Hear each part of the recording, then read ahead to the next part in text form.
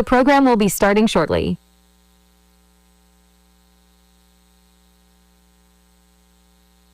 Ladies and gentlemen, please make your way to the auditorium. The program will be starting shortly.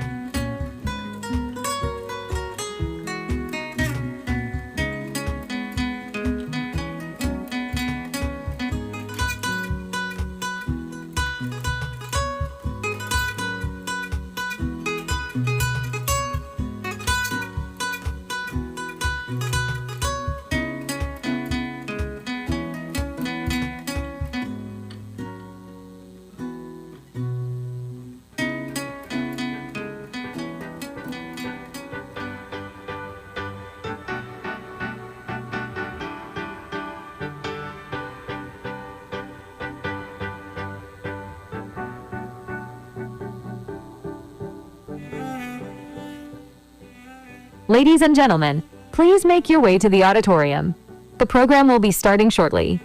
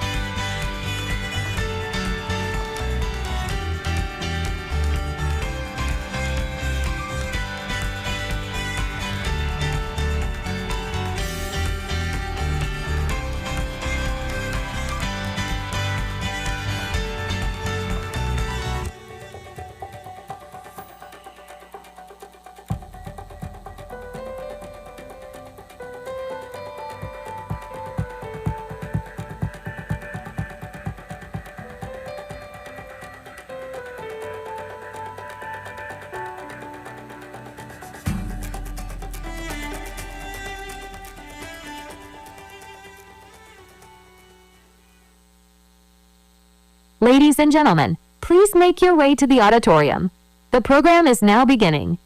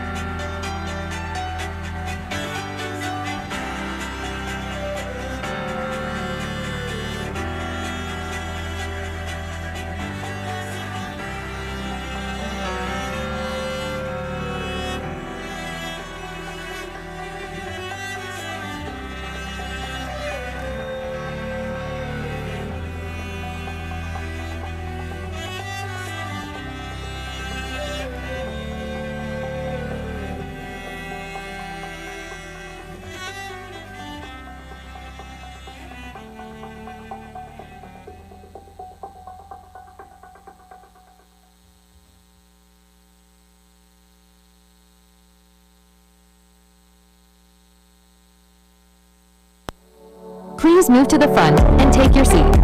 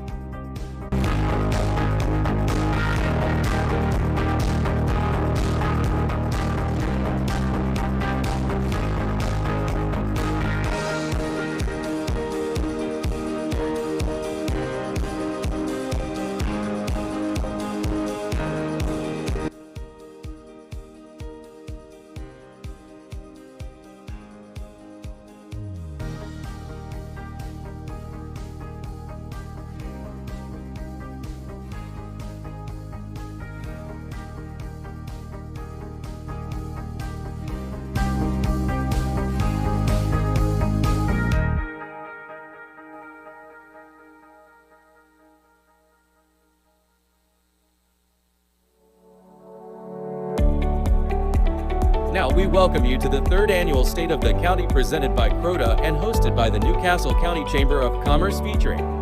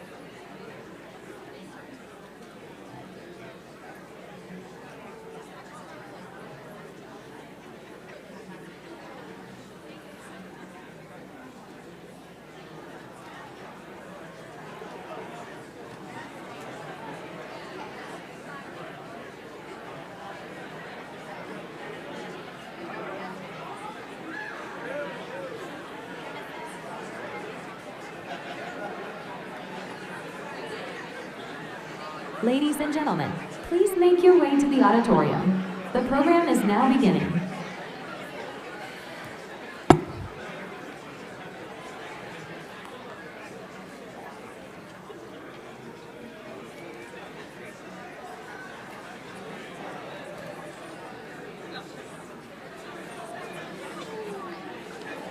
Yep. Ladies and gentlemen, please make your way to the auditorium. The program is now beginning.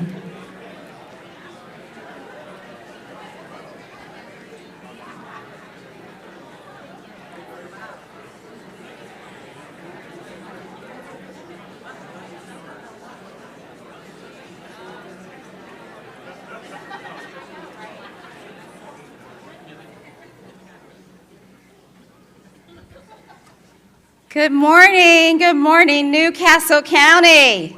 Woo! Thank you so much for being here with us today. It's great to see a full house, and we have roughly about 380 attendees for today's event, so we're really excited. Yes. Excited to see and hear and feel the energy in the room of folks that want to hear about projects that are happening right here in our county. So as president of the Newcastle County Chamber of Commerce, I'm honored to welcome you to our third annual State of the County event. Today is more than just an event. It is a celebration of our shared progress. The growth we're seeing across the county isn't really the result of a few individuals. It's powered by all of us working together, building on a foundation of history, strong partnerships, and a shared commitment to the future. Throughout the morning, you'll hear from outstanding lineup of leaders from across our business and education communities. They'll also share timely updates and insights on sectors that are driving economic growth and innovation in our region, such as finance, technology, healthcare, manufacturing, and logistics. These industries are just a few that are shaping the landscape of Newcastle County, and we're proud to highlight them here today. Before we continue, I'd like to take a few moments to thank the University of Delaware Clayton Hall for hosting us today in this space and making us all feel welcome. Thank you, University of Delaware. A heartfelt thank you to, of course, the incredible, what I call the incredible Chamber team for their tireless work behind the scenes that make this event possible. So thank you, Chamber team.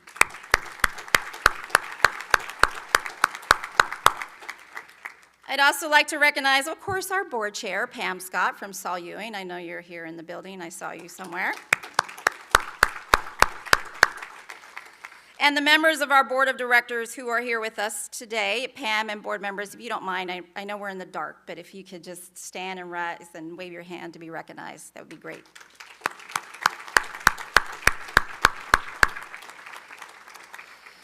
We're also honored to be joined today by a number of elected leaders and public officials whose partnership is vital to the growth and prosperity of our county. And if you're here, please stand as well. But before we do that, I do want to take a quick moment and acknowledge, of course, our Lieutenant Governor, my Lieutenant Governor, Kyle Evans Gay. Please stand to be recognized.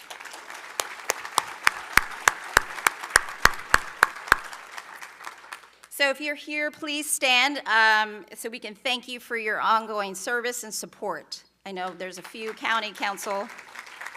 Yep, thank you.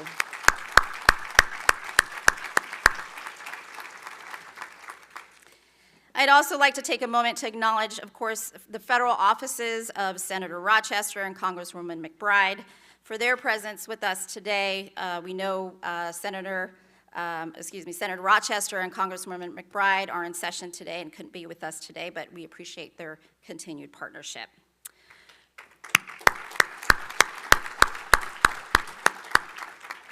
Next, I'd like to extend, of course, our sincere thanks to all the sponsors who make this event possible, so we're going to just look at a quick sponsorship commercial. Thank you to our President's Circle sponsors, AAA Mid-Atlantic, Allen Insurance Group, Aloysius Butler and Clark, Amazon, AT&T, Bloom Energy, CVM Insurance, Chemours, Chesapeake Utilities Corporation, Comcast Business, Comcast Advertising, Corteva AgriScience, Delaware City Refining Company, Delmarva Power, DuPont, Fitzgerald Consulting, Highmark Delaware, Insight, JP Morgan Chase, M&T Bank, Sallie Mae, TD Bank, Veolia, and Wilmington University. And thank you to our event sponsors. Our media sponsors, Delaware Today, Delaware Live, iHeartMedia, and Spotlight Delaware. Our video sponsor, Jet Phoenix Films. Our bronze sponsors, Delaware Technical Community College, Insight, Newcastle County, Saul Ewing, and WisFis Bank. Our silver sponsors, Instructure and Alpha Technologies. And thank you to our presenting sponsor, since the inaugural event, Croda. Thank you. Thank you, sponsors, for just making this event possible so we can enjoy and hear from leaders across Newcastle County. Now, it is my true pleasure to introduce someone who's not only been a longtime friend, but has been a champion of economic development, small business growth, and regional collaboration. County Executive Marcus Henry is not only a trusted partner of the Chamber, but he is a forward-thinking leader who understands the importance of building bridges between the public and private sector. I also want to take a moment to acknowledge, of course, his administration team, who is here with us today. Thank you so much for being here with us. And we're excited to share that the Chamber has recently formalized a partnership with the county to deepen our collaboration around key priorities like workforce development, entrepreneurship, and business retention and attraction. So please join me in welcoming our county executive and a true advocate for the business community, County Executive Marcus Henry.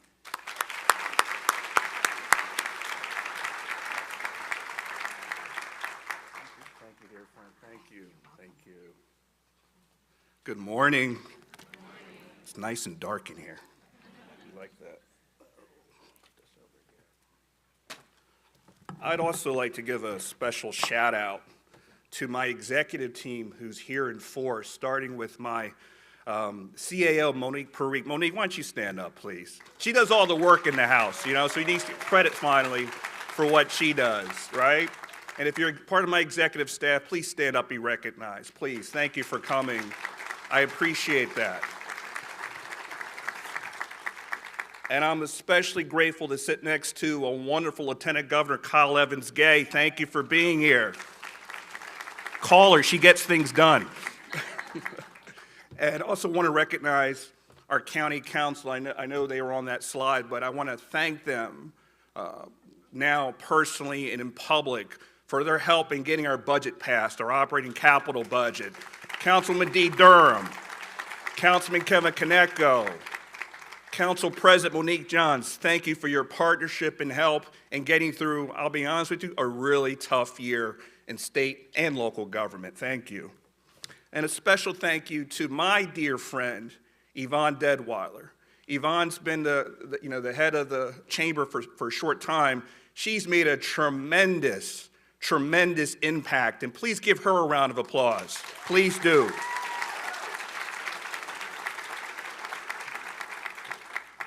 I like that picture. Okay. Also want to thank all of you here today, business leaders, public servants, community advocates, for your commitment to building a stronger Newcastle County. Over the past 6 months, our administration has been working hard to lay a strong foundation for our shared priorities, supporting small and minority-owned businesses, preparing for the jobs of tomorrow, making it easier to grow responsibly, and improving quality of life for residents and employers alike. Let me please be clear, Newcastle County is here to help you in this room. We're here to help you. We're here to assist you in your efforts. So we're partnering with the private sector, listening to the needs of our business community, and taking steps to be a more responsive, collaborative government. We know that businesses, especially small and mid-sized businesses, are navigating significant challenges right now. Rising costs, workforce pressures, and regulatory hurdles are real. And while we can't control every variable, we can control how we show up as a partner for you. That's why we are reviewing our processes and regulations with fresh eyes. We're asking the right questions. Where can we streamline? What incentives can we provide to encourage growth? How can we remove regulatory barriers without compromising quality or sustainability? And most importantly, how can we help you start here, but also stay here in Newcastle County to grow and thrive? Business attraction will always matter, but in 2025, business retention is just as critical. We want you to know that Newcastle County is here for the long haul, with you and for you. And over the last several months and years, I've sat down with our largest employers to better understand why they continue to call Newcastle County home. Workforce availability is critical to that decision, particularly for the industries of tomorrow. To do this well, we're aligning our internal resources, investing in data-driven economic development. Together with the Chamber, we'll launch a workforce study to better understand the needs of employers today and tomorrow. This study will be focused on current labor market trends, skill gaps across industries, and the specific training programs that will best prepare our residents for high-demand careers. This just won't be a planning document. It'll be a tool to use to shape real action, from aligning training programs with in-demand jobs to identify new career pathways in tech, life sciences, and clean energy. This work will inform how we invest in our people and position them for long-term success. We're also taking a more regional view of the economy, partnering with our counterparts in Wilmington and other municipalities like Middletown. Where's Mayor Branner? We're here for you, brother. Big hand for Kenny Branner, by the way. Working with these municipalities to analyze innovation trends, demographic shifts, and sector opportunities that can lead to smart, sustainable growth. And one of the ways we're putting those insights into action is by launching a renewed effort to revitalize our commercial corridors, especially in areas that have been historically overlooked. I want to take the Route 9 corridor, for example. For far too long, this area has been overlooked, despite what I think its prime location and potential. That's why we're focusing on it as a priority in our broader corridor redevelopment strategy. Our goal is to not only fill vacant storefronts, is to bring a coordinated, comprehensive vision that includes mixed-use housing, accessible transportation, commercial reinvestment, and improved public infrastructure to jumpstart organic growth up and down the corridor. To guide this work and other priorities, we're launching a new advisory body, the Newcastle County Business Innovation Group.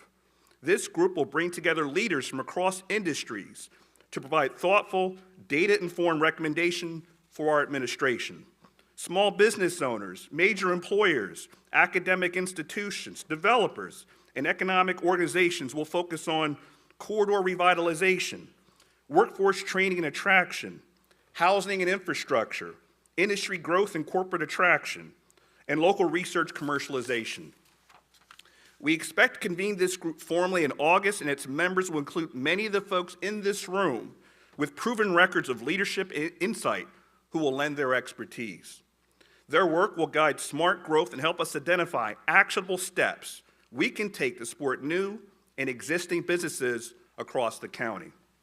We're also proud to be working with the Chamber to expand support for entrepreneurs and small businesses, especially those that have historically been left out of major economic conversations. We have to create more inclusive pathways to success and ensure that innovation isn't limited by geography or background. This means simplifying processes, improving communication, and guaranteeing access to capital, resources, and especially mentorship. And we know that in order to build that kind of future, we need your input. If you're a developer, a startup founder, a workforce leader, tell us what you're seeing and what you need. Tell us what's working, what isn't. We want to create solutions with you. My Director of Economic Development, Jeff Bowman, is here. Jeff, stand up. Stand up, Jeff. He's a tall guy right there, see? Good-looking dude, right? Jeff joined my administration. It's been 7 months, and he's done a hell of a job in a short amount of time, so I appreciate you, Jeff. Jeff is your point of contact at this conference with what I'm talking about. You're going to be very busy next couple hours, Jeff, so be prepared. But please touch base with Jeff Bowman. I appreciate that. You know, and also, our success depends on smart collaboration with our state and municipal partners, whether it's increasing coordination with DelDOT and WillMAPCO on traffic impact districts, or reviewing our electronic plan review process to increase efficiency. We are committed to making government work better and together. Earlier this year, we had our largest recruitment class of first responders in more than a decade, strengthening the backbone of our emergency response capabilities. We're continuing to invest in our EMS and paramedic systems. This month, we welcome 9 new paramedics with the graduation of their academy class. And next week, we'll welcome 26 officers to our police force. Next year, we anticipate reaching our full authorized strength for the first time in several years. Very excited about that. And my dear friend Elmer Setting, who's our Director of Public Safety, is here. Elmer, take a stand. Please take a stand for the work that you do. Appreciate you. Thank you. We're also undertaking a comprehensive housing gap analysis to better understand current and future needs across income levels. This data will help guide future zoning, development incentives, and infrastructure planning to help ensure that housing options are available, accessible, and aligned with where jobs and transit already exist. All these efforts, from workforce housing to infrastructure, are rooted in one guiding belief that I have, that quality of life is at the center of economic development. And when we create communities with high-quality public services, vibrant housing options, exceptional parks and safe streets, we attract talent, we retain families, and we make it easier for your workforce to live, work, and hopefully stay right here in New Castle County. And we're fortunate in New Castle County to have some of the best public amenities in this region in the Northeast, and we're continuing to invest in them with over 250 parks and open spaces, a nationally recognized library system, and dozens of recreational programs. We are truly enriching communities. From youth and adult sports leagues to senior centers, nature trails, public pools, and cultural programming, these are the assets that make our neighborhoods more vibrant and our workforce more rooted. And not simply nice to have, they're a competitive advantage in recruiting and retaining talent and making this a place where people want to live and grow. This is what cultivating a healthy work environment looks like for today's workforce and for the next generation of employers and employees. And I'll end by saying this: New Castle County is not just looking for input, we are looking for partners. Whether you've been here for decades or starting your journey, we want to work with you. So please, let's build this together. Thank you, and God bless you.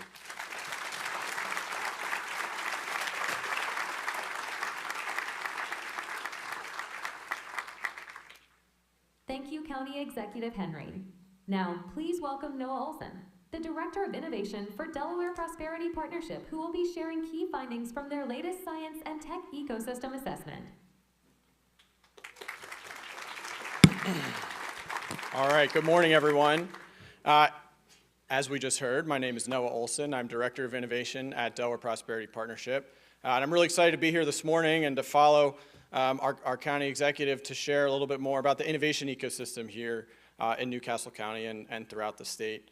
First, I want to make sure I thank Yvonne and the whole chamber team for having me, for having all of us here today. Thank you to the university for hosting us. I'm a proud two-time Blue Hen, so anytime I get to do something back here at home, as I like to think of it, I'm always very excited about that.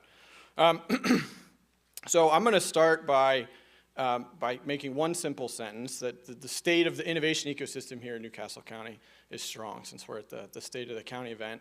And how I'm going to kind of talk about that is to share a little bit of how we're looking at things from a data-driven perspective, from how we're looking at things from a partnership and a sector-driven perspective. And I think we're going to be able to see some cool opportunities that's going to set up the rest of our morning and the folks we're going to hear from on the different panels that we have.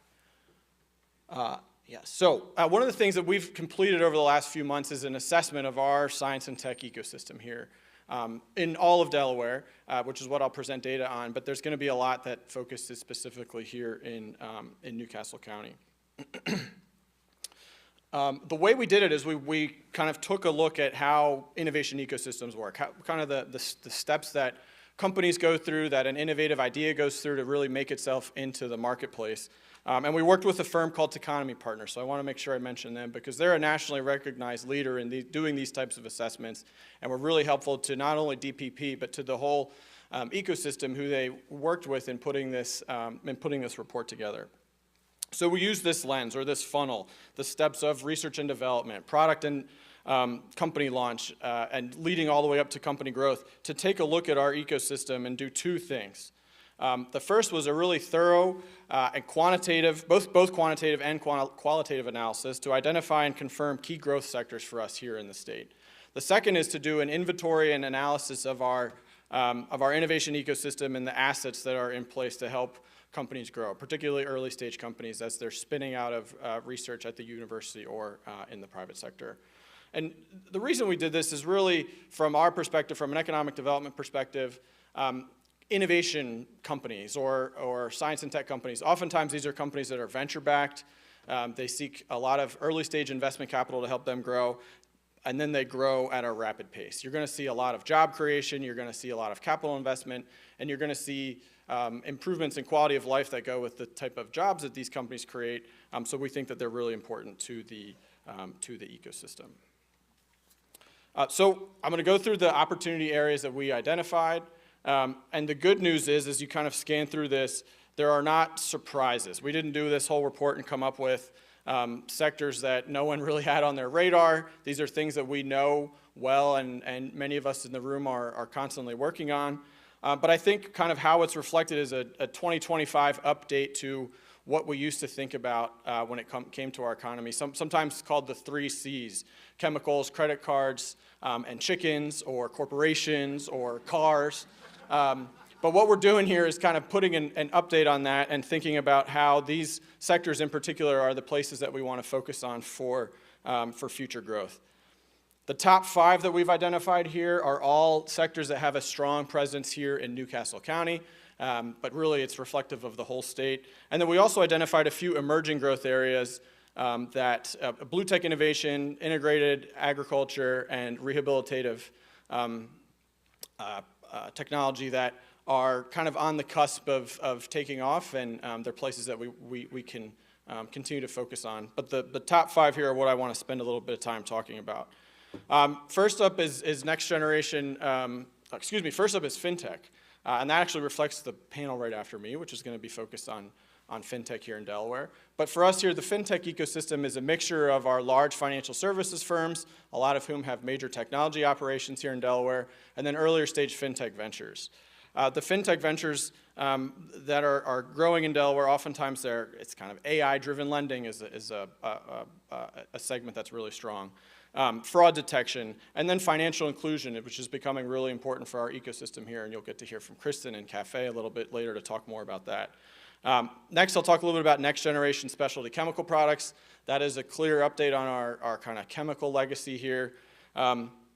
This is a sector that has really deep corporate, academic, and infrastructure ties and assets that are here in the state, particularly in New Castle County, and a place where there's a lot of opportunity to grow. And I think it's something that's developed more recently too, is that this is not just your kind of typical chemical products, polymers, things like that. Oftentimes these are products and processes that are used in pharmaceuticals and kind of the life science sectors. You're seeing drug formulation, biologics productions, APIs or active pharmaceutical ingredients. That all is developed through kind of some of the next generation chemical processes. Next is sustainable and high performance materials. I'll admit, not being a scientist, this sounded very similar to the previous segment to me. But as we kind of dug in and listened to the scientists and understood the research that was happening, there was a key difference that was developed, and that was really the application focus. So the next-gen specialty chemical products is more about the process that goes in behind creating something. And on the material side, it's more about the materials, the product functionality that comes out of it, and the different products that then go to the market. Next up is clean energy systems, and that's one of the sectors that County Executive Henry just mentioned. This is a place where we're really starting to see more growth. It's kind of an on-the-cusp sector for us from a traditional standpoint, but a place where we're seeing a lot of activity. We've become a nationally recognized leader in hydrogen, in large part due to the Center for Clean Hydrogen here at the University of Delaware, but also in fuel cells and energy storage. We're also a place where membrane companies are growing, and we're going to hear from an atmospheric water harvesting company, AirJoule, in a little bit, that kind of falls within this sector, and so there's a lot of great activity happening. We're also part of MACH2, the Mid-Atlantic Clean Hydrogen Hub, which was a $750 million federal grant that us, Delaware, the southeastern Pennsylvania and southern New Jersey all were a part of. Due to some of the complications at the federal government level, the future of that is a little bit unclear, but the basis behind it remains really strong. Finally, just quickly, biopharma manufacturing discovery. This is a sector that has, to borrow something from Mike Bowman, it's kind of a 30-year overnight success to get us to where we are, but there's a lot of great activity happening, and you're going to hear from Merck a little bit later to talk about some of the decision-making in biopharma manufacturing that led them to choose Delaware. Not to mention what's happening with a lot of our both academic and private research institutions like the Moores and Christiana Care. Quickly, I'm going to just run through some of the findings from our ecosystem assessment as well. We are a powerhouse in R&D and patent activity. At UD, from 2019 to 2023, our R&D grew 108%. The average for that time for different states across the U.S. was 23%, and so we've really become a major leader when it comes to R&D. Industrially, our R&D has also grown. In 2022, we spent $2 billion rather on industrial R&D in Delaware. That ranked us 6th in the nation and led all of the cohort of states that we really looked closely at. In part because of that increase in R&D, you can see that our research universities have made significant investments in their infrastructure to help encourage that growth. However, some of the findings in the report pointed that Delaware's universities are not commercializing research at a fast pace, and I would add one caveat to that point and just say historically at the beginning of that sentence, because even in the time since the report has published, there's been more activity, more discussions and leadership and actions happening, particularly at the University of Delaware, to really work on increasing some of the commercial opportunities that are coming out of our ecosystems. We do remain a place that has a strong continuum of support for companies. One of the gaps that's really been identified is our venture capital and risk capital growth. You can see that it's growing. It actually doubled between 2019 and 2023. However, it came from a very low base, and so we still do not rank very highly in venture capital deals. One of the things that, despite really growing STEM employment in Delaware, has continued to grow kind of 15% year over year. We're still lagging some of the states that we took a close look at and throughout the country when it comes to that. I'm happy to say there's a BioConnect DE table outside, and there are active efforts underway to kind of help boost these some of these shortcomings throughout that we found through the report. We're also seeing a lot of high growth early stage companies, and so that company creation that's happening, we're going to hear from some folks later this morning that kind of talk about their journeys. That's a really helpful indicator for us.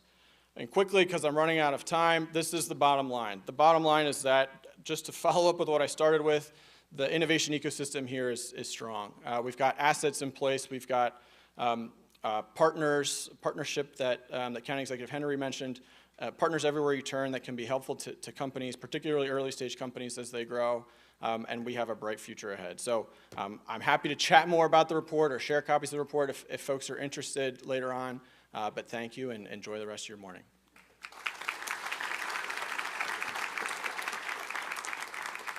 Thank you, Noah.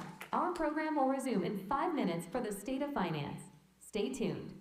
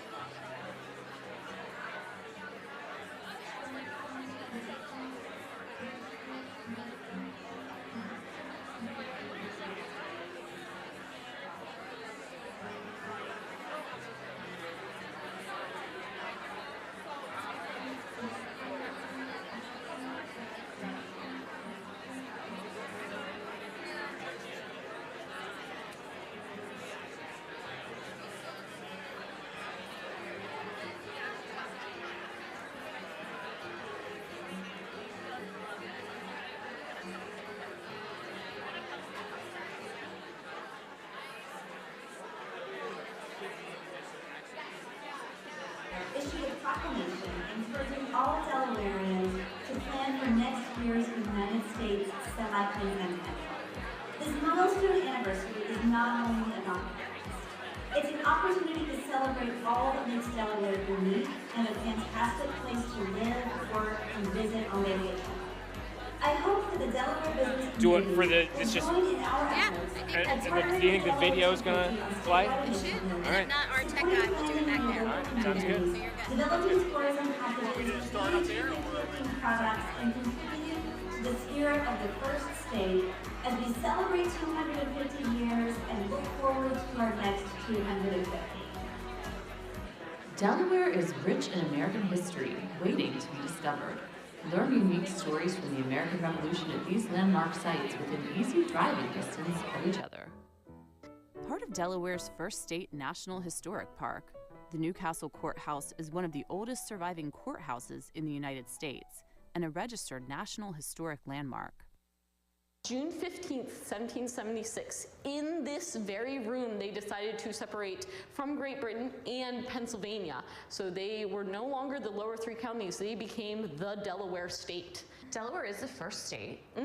So Delaware is the first state because they were the first to ratify the Constitution.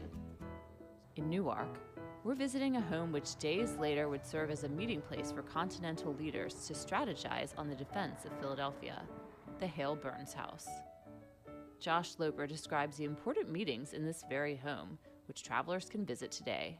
So this Council of War meeting here, we have George Washington, Lafayette, Knox, Greene, Sullivan, all the great names of the American Revolution meeting, in fact, right in the next room. This 2-hour meeting in here created the largest battle of the American Revolution, the Battle of Brandywine. This is truly one of Delaware's little hidden gems. We travel just south of the Hale Burns House to Couch's Bridge, where Verdi Lee takes us to see where the only battle fought in Delaware during the American Revolution took place. This battle is significant as it's the opening battle of the Philadelphia campaign, when the British attempted to overtake the young republic's capital of Philadelphia. It's where 200 to 400 men in two lines were firing upon the American troops behind us towards Couch's Bridge and to the house. The house still stands today, as it would have in 1760. what was the result of the battle? The British are delayed, and then they end up being in the area for a few days.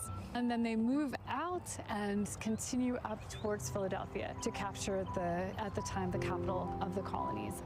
This is hallowed ground.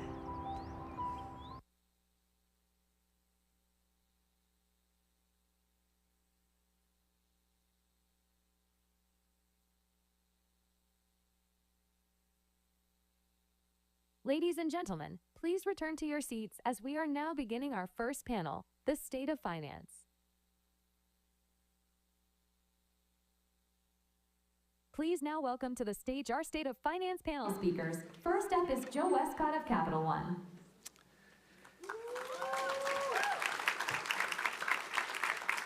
Good morning, everybody. It's great to be here. My name is Joe Westcott, and I'm the Delaware Market President for Capital One.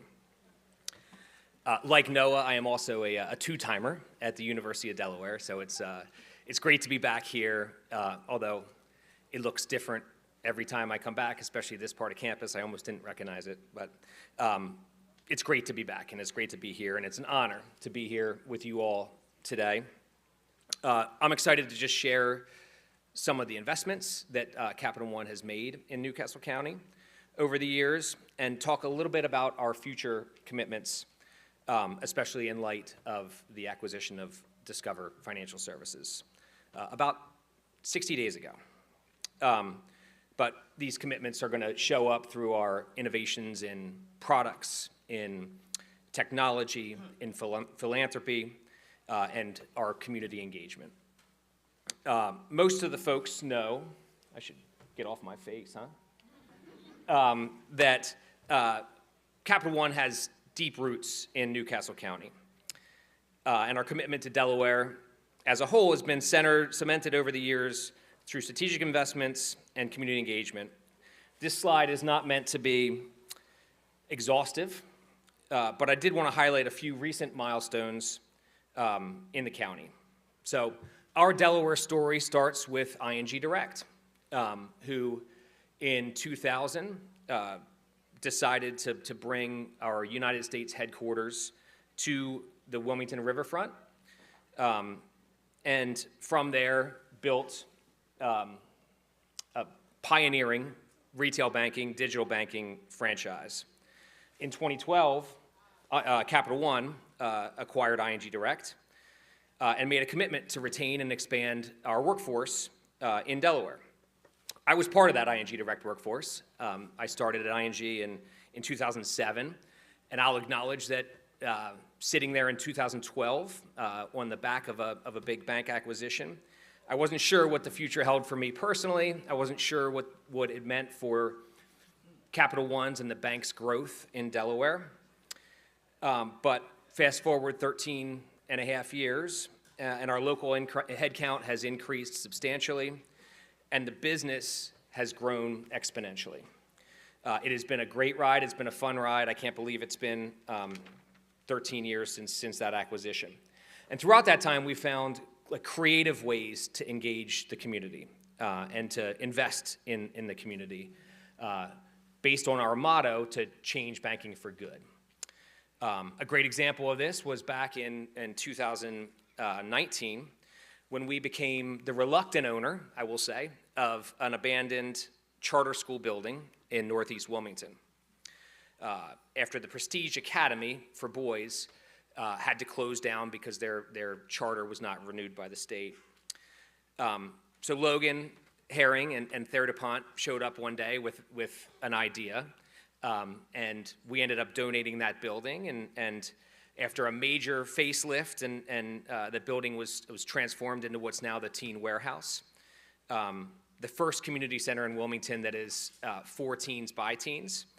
And I think what really became a tipping point for the revitalization that Logan and team have led in Riverside since. There you go. 2 years later, during the pandemic, and there's a picture there of that's the building that ING came to in 2000. We had grown out of it, and we're looking to expand a partnership that we had for a long time with Delaware State. And so we donated that building in 2021, and that is now Delaware State's home for the College of Graduate, Adult, and Continuing Education, and an incubator for women in entrepreneurship and small business. And so we're excited about that as well. And then we've also continued to invest in the community. Am I getting the music off? Am I getting the hook? I'm only 4 minutes in. $350,000 in contributions to the Equitable Hiring Initiative to improve job accessibility and workforce development. We've also been honored to fund an $8 million New Markets tax credit investment to help fund the brand new Kingswood Community Center in Wilmington. And then, of course, we're particularly proud. In May, we completed the acquisition of Discover Financial Services, which not only is an incredible competitor in banking and credit card lending, but also a Delaware State chartered bank with a single branch in Greenwood, Delaware. And so it's been an exciting couple months for all of us. Now that the deal has been approved and it's closed, the real work begins to integrate our two companies and to start to deliver against a $265 billion commitment that we call the Community Benefits Plan. That's across our national footprint, but $35 million of that Community Benefits Plan commitment is earmarked and dedicated to philanthropic support for nonprofits right here in Delaware over the next 5 years. I know big numbers just mean big numbers, but to put it into some context, prior to the acquisition, we felt very generous in that we invested just under $2 million annually to nonprofits through our philanthropic giving in the state. And so you can see moving from $2 million a year to 35 over 5 years is quite the jump, and we have a lot of work ahead of us, and we're excited about the path forward there in this market. And I think it's an important commitment to this market for the combined company. While the community benefits plan is the first of its kind, the acquisition of Discover also allows us to unlock additional value within kind of our core products.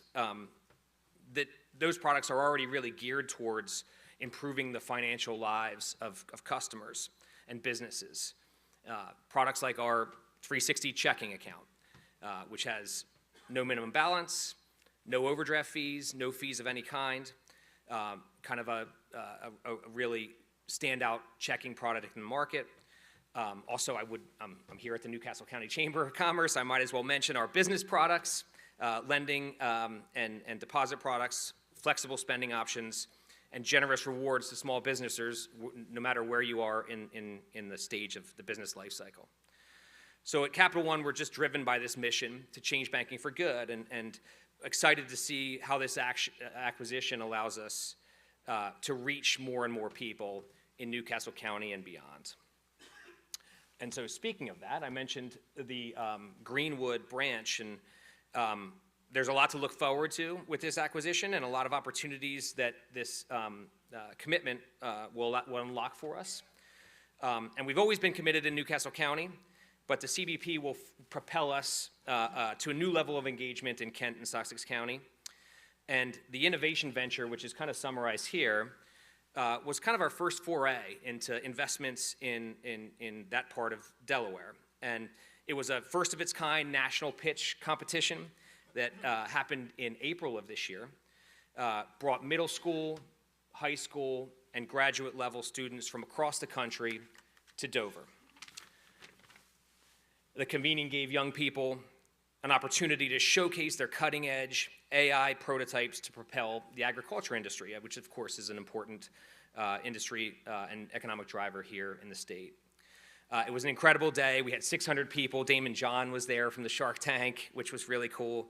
We were inspired by elected officials like Senator Blunt Rochester and Governor Meyer, among others. And 3 teams, including one from Delaware State, walked away with almost $250,000 in seed funding to jumpstart their new businesses. My words and these pictures don't quite do it justice, but luckily the team at Capital One did put a little video together, so I'm gonna, in my last minute, play this video. But before I head off, I did just want to reiterate that there's a lot to be excited about. We're incredibly excited about the future here in Delaware and here in Newcastle County, and we're thrilled to continue and expand our commitment here in Delaware. So thanks for having us today, and we're gonna try to make this video work. There it is.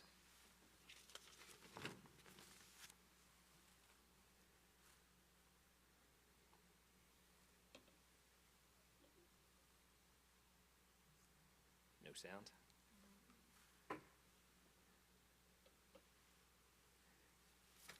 Imagine this engaging music playing.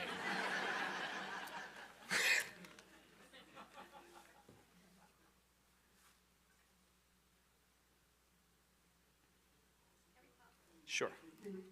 Oh, shoot. Back.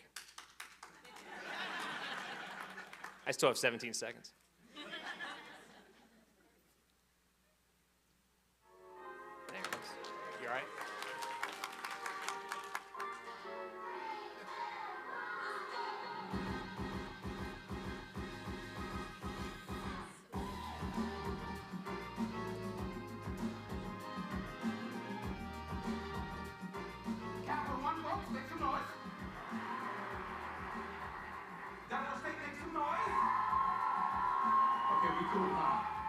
There is no better moment for young people to be engaged in thinking about and bringing the next ideas to the fore.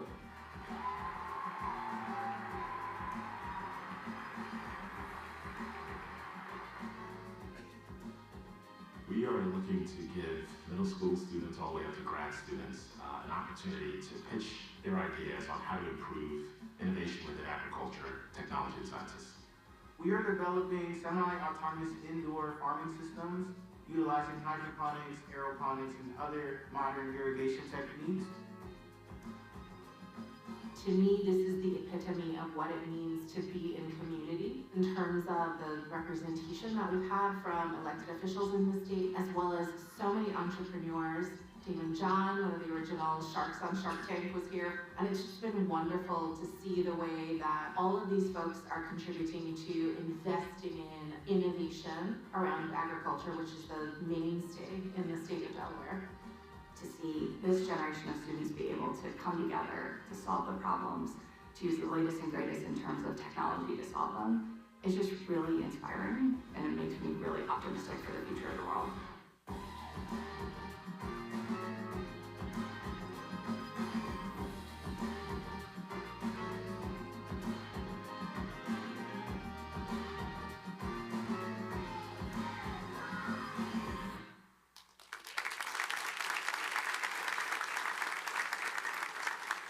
Thank you, Joe. Next up, we have the President and CEO of Delaware Technology Park, Mike Bowman, to share about their investments in developing our fintech ecosystem. Well, good morning, all, and thank you very much to the Chamber. This is an awesome event. It gets bigger every year. Very, very important to the public and our economic development here, and I thank you very much for including us. So I'm Mike Bowman. I'm the CEO and President of Delaware Technology Park and the State Director of the Small Business Development Center. For context, the Delaware Technology Park is a partnership between the University of Delaware, the State of Delaware, and the private sector. And over the last 25 years, our team has put together the wherewithal to build 5 buildings and create from scratch about 150 companies and 16,000 jobs. Those companies range across a lot of things you heard from Noah: life science, advanced materials, clean energy, and software. So that's the kind of the history. Our subject today is a FinTech Innovation Hub. This is our newest project. I can find the clicker here.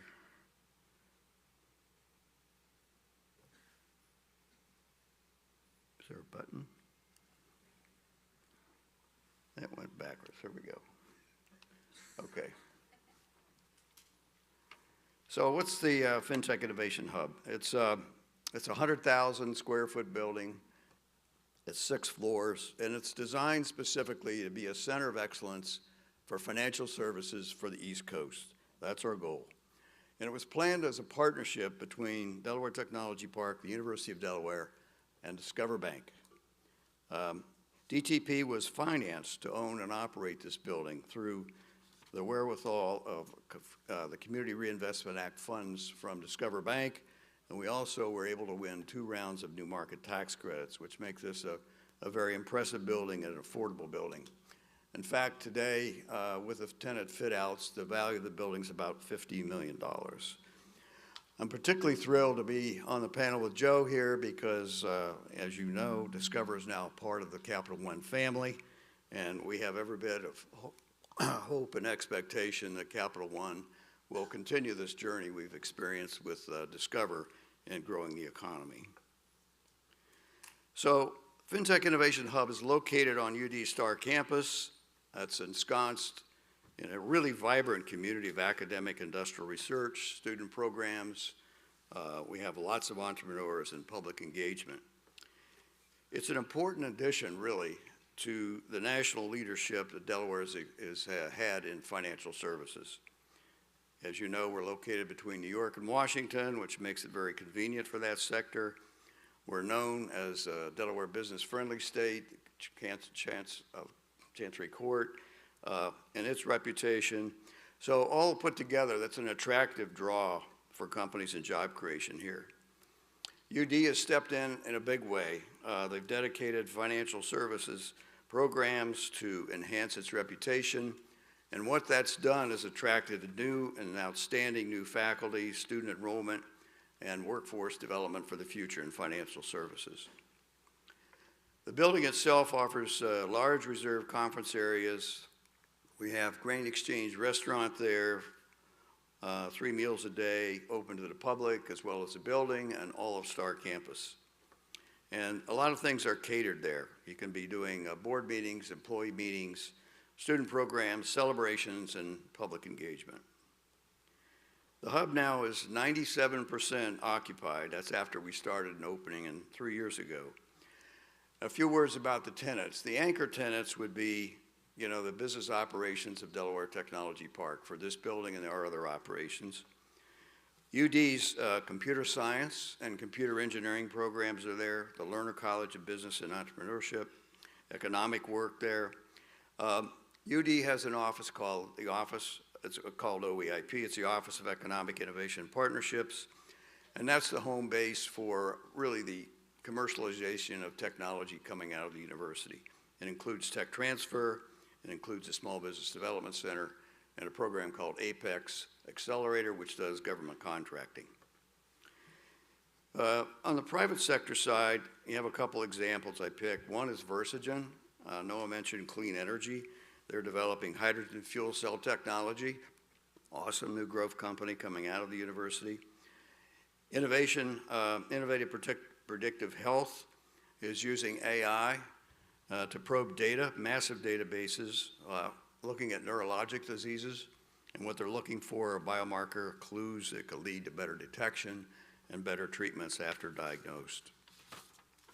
Tech Impact, in the market segment particularly, has been looking at very large databases. And these are looking at government projects often, and that occurred specifically during COVID. They had some massive projects there. On the market basis, if you're looking at Kendall Corporation, what they do is lifestyle, basically communities, retirement communities, and they're looking for enhancements to that. Near universities are where a lot of that sits, and so they've been working closely with the university.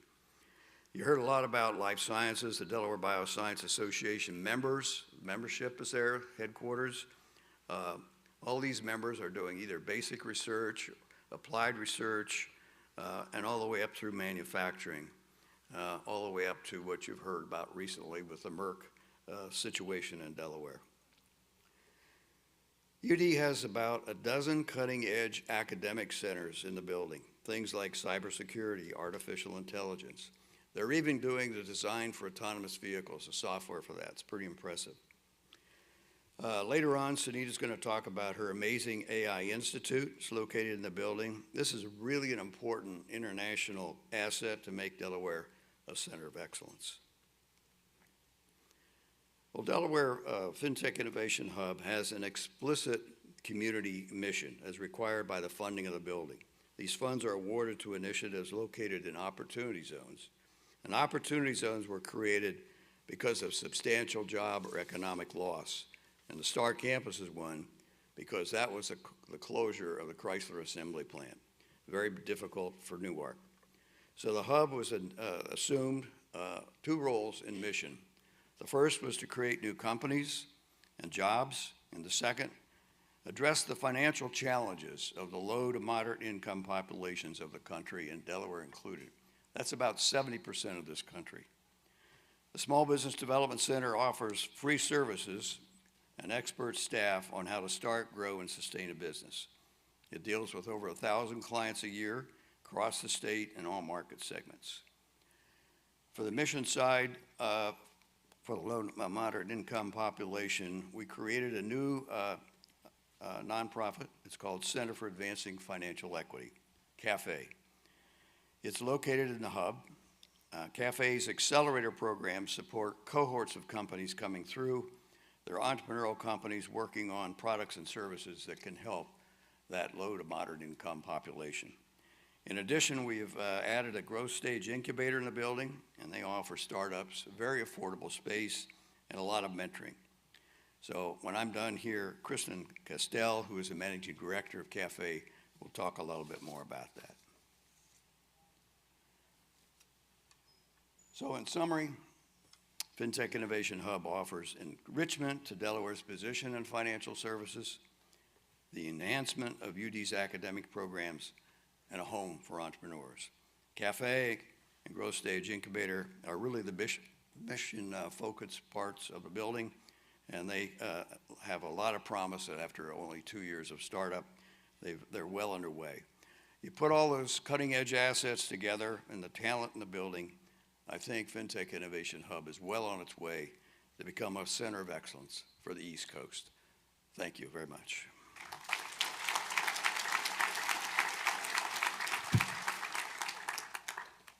Thank you, Mike. Kristen Castell, the Managing Director of the Center for Accelerating Financial Equity, is joining us to share how the Accelerator program is tackling issues like funding, partnerships, and regulations. Please welcome Kristen to the podium.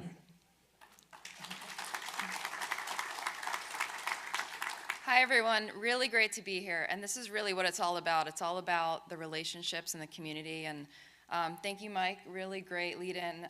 Our home is the FinTech Innovation Hub. I'm Kristen Castell, the Managing Director for the Center for Accelerating Financial Equity, or CAFE. And first I'd like to start with a question for the audience. So how many of you work in financial services here?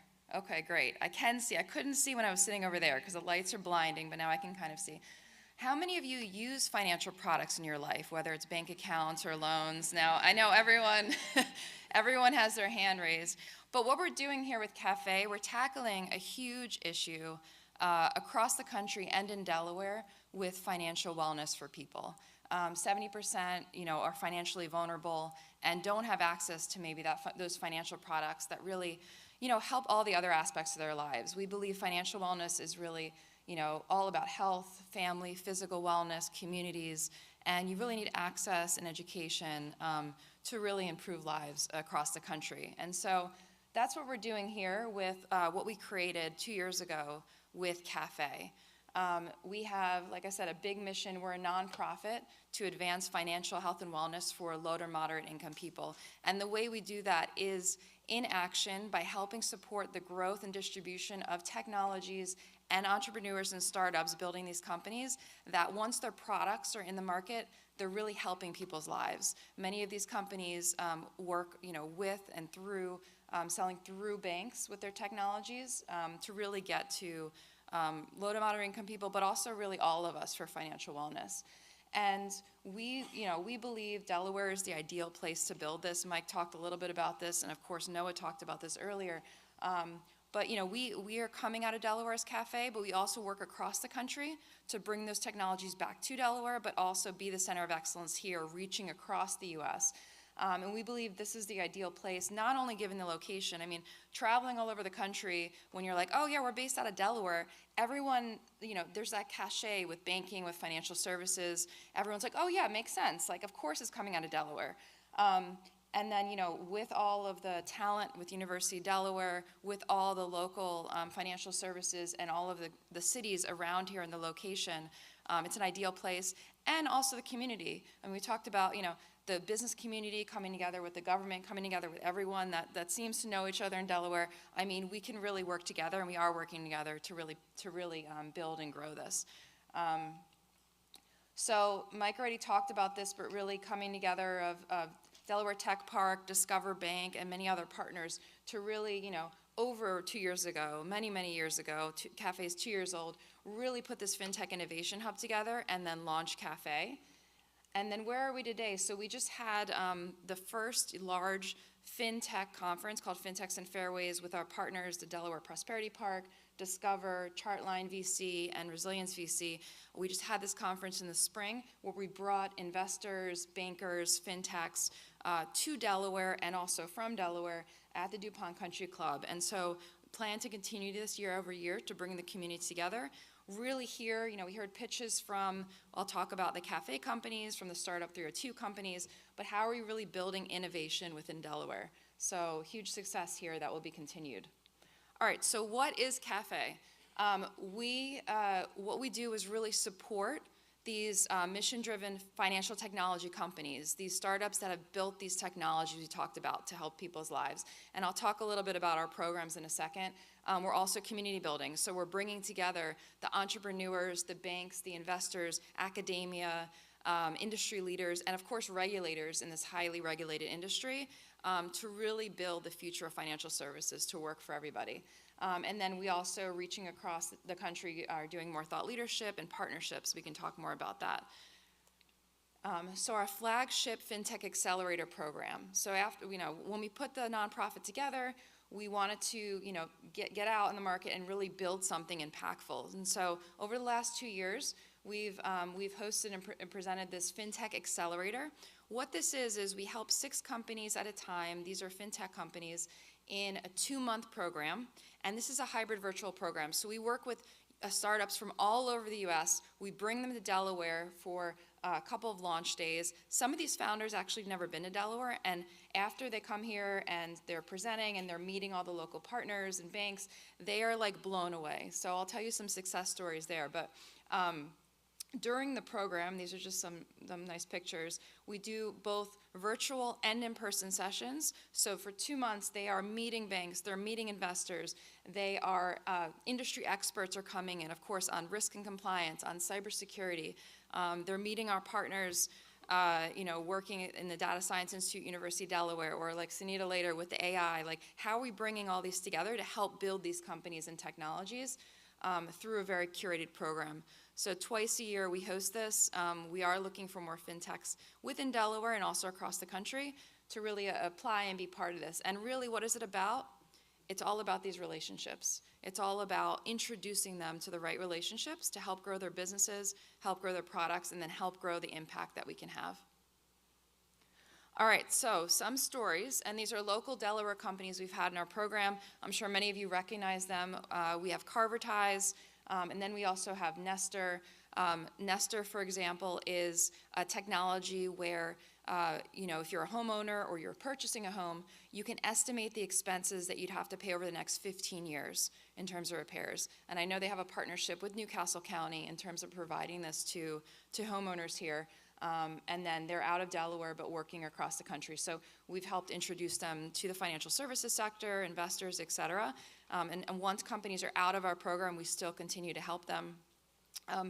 Another huge success story, I'm sure you'll all meet Martha Underwood soon from Prism, but after our program, she's in Birmingham, Alabama. After our program, she actually decided to move her family and business to Delaware. So she'll be based out of the FinTech Innovation Hub. Prism is a digital vault, so think about generational wealth transfer and working with your financial institution. How are you digitizing all of your important information and documents there, and also making that accessible to really people at all income levels. And so, incredible success and more to come as we work with DPP and others to bring more FinTech innovation to Delaware. Okay, so one of our great partners that Mike mentioned, this is our home, so the Growth Stage Incubator in the FinTech Innovation Hub. It's on the 6th floor. This is where we support local companies. So there's 20 plus local companies that either have offices or memberships to Growth Stage. It's not just a co-working space, but it's a community where we're bringing in different monthly programming of different industry experts to meet with them, and also have events with the cafe companies I mentioned. So how are we supporting the local, both FinTech and other entrepreneurial startups? So if anyone knows companies or interested in learning about membership, I don't think Pedro Moore could be here today. He's the director. There's a QR code here, but please come talk to us after. But definitely building out that community within the FinTech Hub. Okay, a lot of logos, but I think the point of this slide is really, it's all about relationships. So what do we do really before even building the program is bring in the financial institutions, bring in the different industry experts, the investors, the other nonprofits, the other organizations, University of Delaware. So started with a couple amazing partners and then expanding locally. Best Egg, many of you may know them, was one of our large partners and sponsors for the accelerator here in Delaware, and really mentored the really startup FinTech companies as, they're a larger financial technology company. And so we are, and the big thing too is why would financial institutions or others partner with us? Not only because they believe in the mission and what we're building, but really want to work with these technologies that are good for their business. How do banks reach more customers in different demographics? And how do they service their customers in different ways in this new digital economy? And so working with us, there's the social impact element, but then there's also the business element in terms of who you're partnering with to kind of grow your banking and your business. And so that's what we're looking for. Our ask is really to come up with us. We have a table. I have an amazing team. So Ryan Venderlich, Brianna Reyes, and Kashina Atkins are here, and we'll be here to just meet everyone. We'd love to partner with more financial institutions, banks, credit unions, investors, and others. And we just had Karen Polak, who's the new president of the Delaware Bankers Association, over to the FinTech Hub yesterday.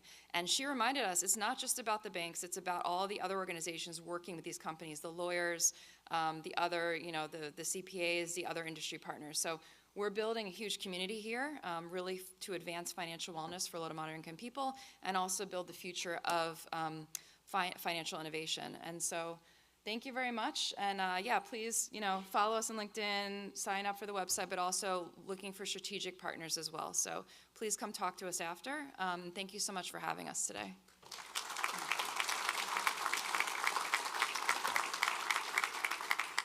Thank you, Kristen. Ladies and gentlemen, our program will resume in 5 minutes for the State of Innovation. Stay tuned.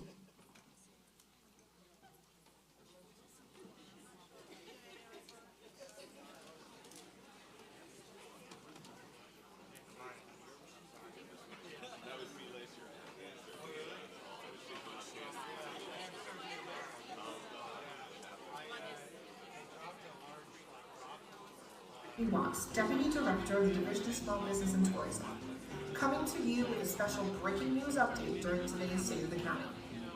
We're here to talk about 2026.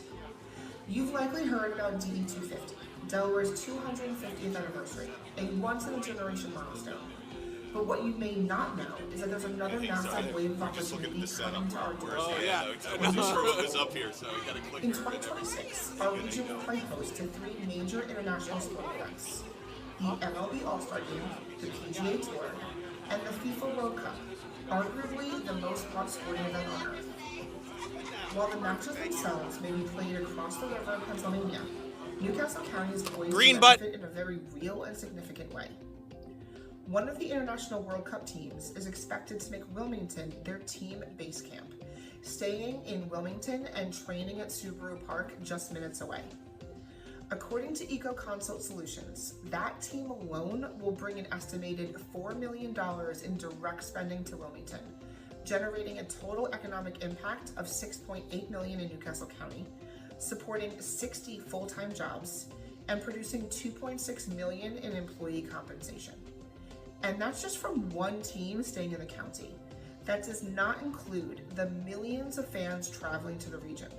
Fans who will need hotels, meals, entertainment, shopping, and services. When we look at the total estimated economic impact of the World Cup activity across the broader region, the numbers are staggering. $305 million in direct tourism spending, $770 million in total economic output, $314 million in employee compensation, and over 6,600 jobs supported. This is our moment. We need to capture our piece of those dollars. Whether you're in hospitality, retail, food service, transportation, events, small business, now is the time to start planning. Think about what your business, your town, your organization can do to attract and serve these visitors. That might mean special promotions, multilingual services, sports-themed experiences, extended hours, whatever it takes to meet the moment and stand out. This isn't just about 2026. It's about what that visibility and momentum can do for our community in the years that follow. Newcastle County is not just a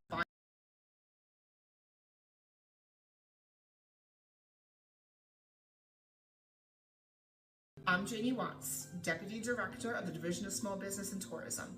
Thank you. Now let's get to work.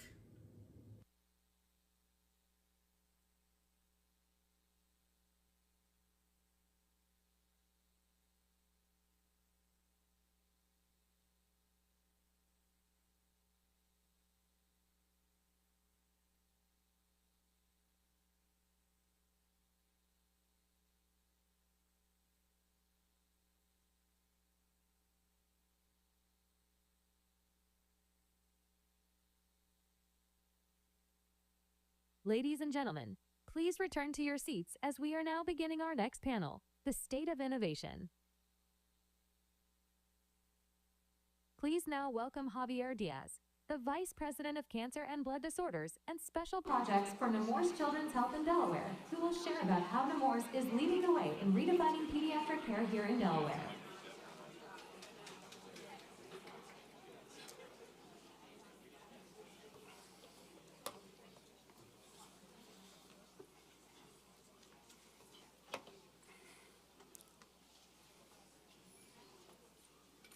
That big head.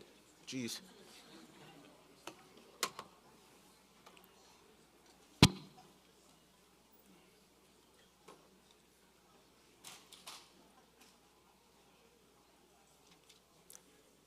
This little boy is Beckett Burge. That's his sister, Aubrey. Beckett was 4 when this photo was taken. Aubrey was 5.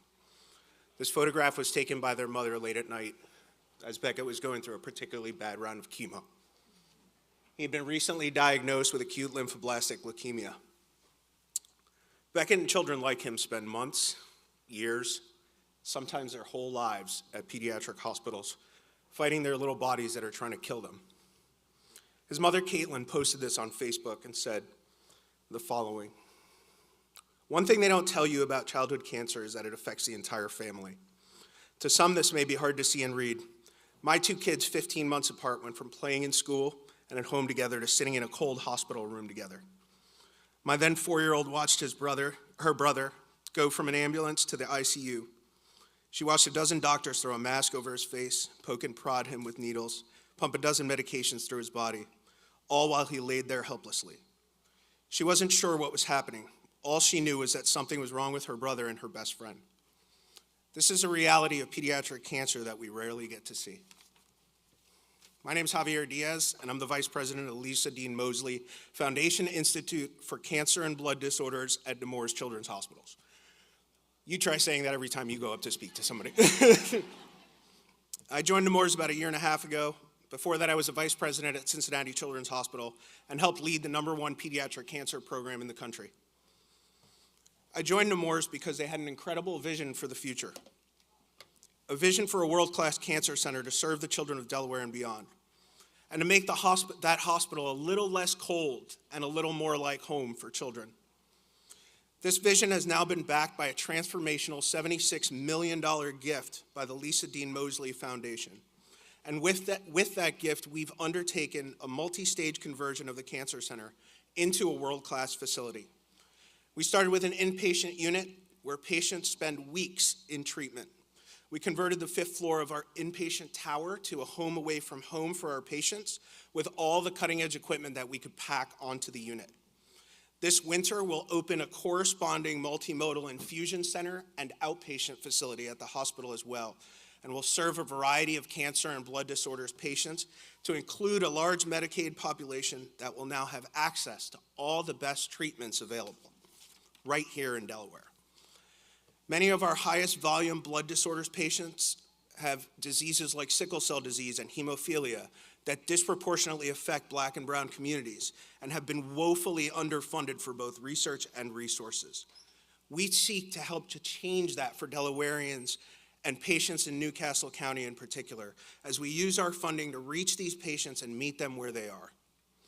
In addition, we're building out a research arm, which will bring with it experimental treatments for the sickest children for which other conventional treatments have failed.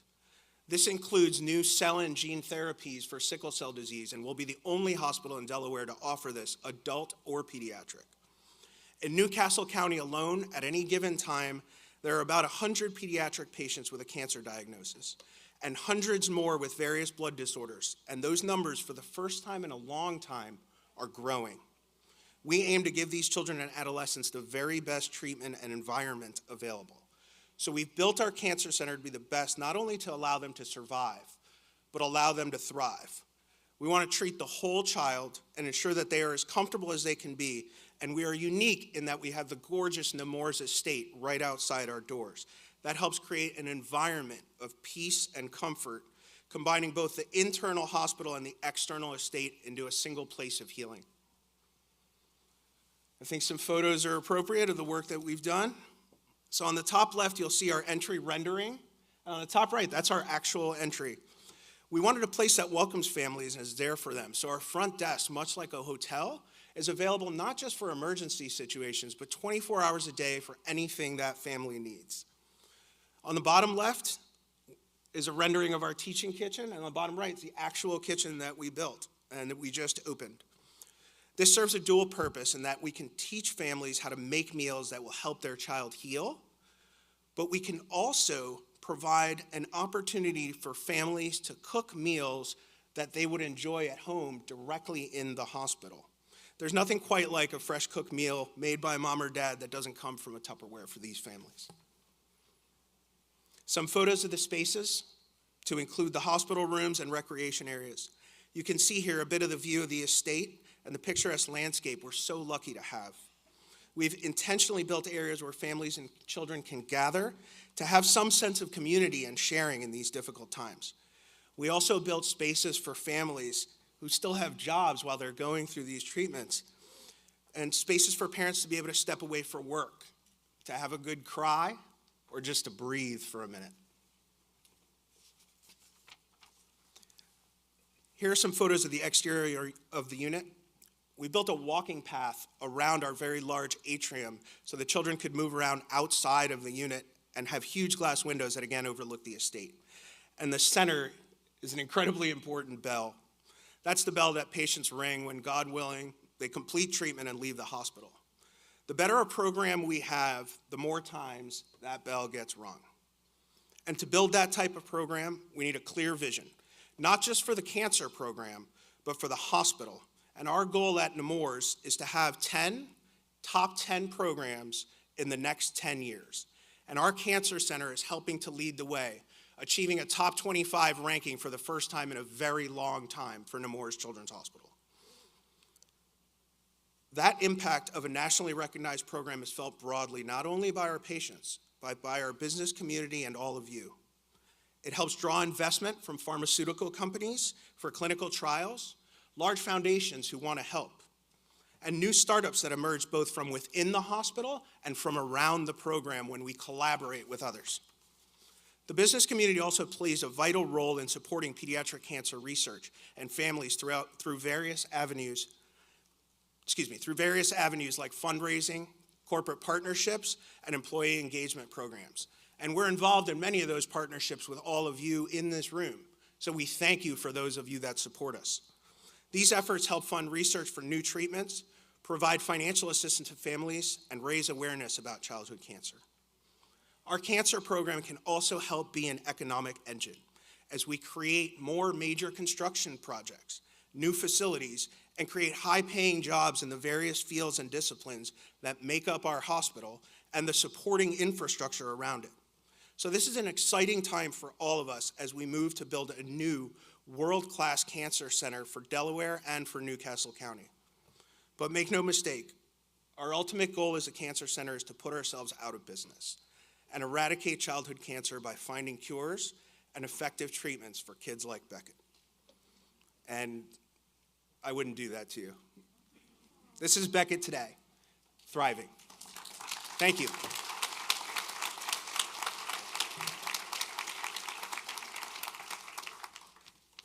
Thank you, Javier. Please now welcome Sunita Chandrasekaran, Vice Chair of the State of Delaware AI Commission and Co-Director of the AI Center of Excellence at University of Delaware, who will share how the university and state are working to prepare for the advance of AI in Delaware. All right, so what's AI? What does it stand for? I guess my job is done. So thank you very much. That was a very inspiring talk. So let's see how do we help each other here, right, with the advent of AI and where it is headed these days. So I'm Sunita Chandrasekaran from the University of Delaware. I'm a faculty in the Computer Science Department and also vice chairing the State of Delaware AI Commission with Representative Krista Griffith. And 2 weeks ago, we launched an First State AI Institute at UD. Brand new, so you wouldn't find a website just yet, but look it up soon enough and you will find more details. So the talk is, it's a 10-minute talk, so I'm going to cover a lot of bases, but I'm really looking forward to talking to you folks offline on many different topics, so we can connect and network and help each other in this AI space with UT and State of Delaware as well. So quickly on the commission, it's not too long. Literally last July in summer, we kicked off this State of Delaware AI Commission. How many of you here are aware of the AI Commission? Awesome. So you can see the list of people here. It's diverse for intentional purposes, trying to understand the needs and the do's and don'ts and what we need to do with different state departments and agencies. We have had a couple of meetings so far. There's one coming up on July 25th, public meeting. So looking forward to seeing you all there as well.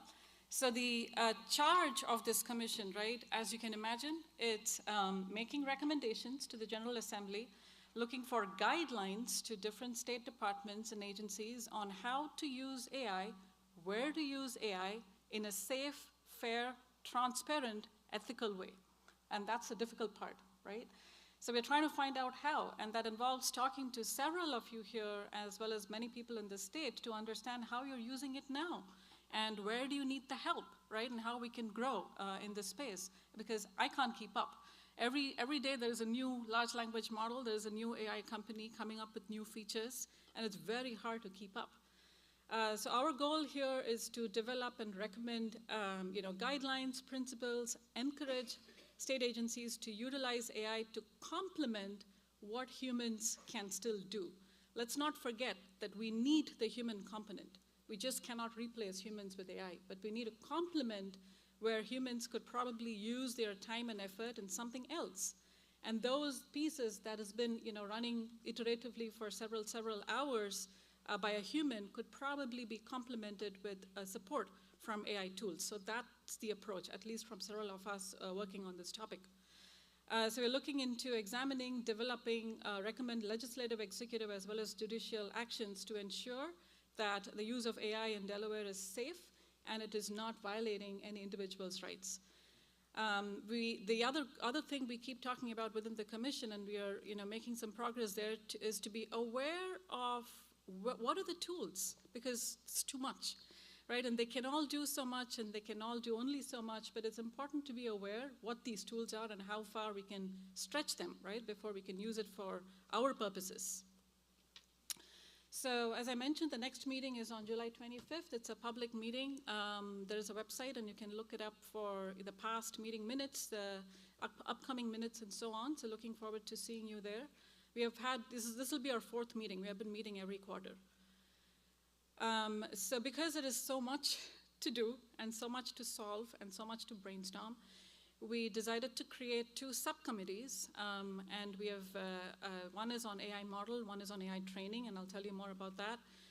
AI model is more about, I'm chairing the subcommittee, and I have a bunch of members as part of the subcommittee trying to look into exploring proprietary models versus using some of these proprietary models for our data set and customizing some of these models to our needs. You see what I mean? So it's not that you're going to use the model that is given to you, but what if you could turn it around, because you're training it with your data set and not using the model as it was given to you, right? So that involves some exploration, some brainstorming, and you can imagine all that's going in the background to be able to do this.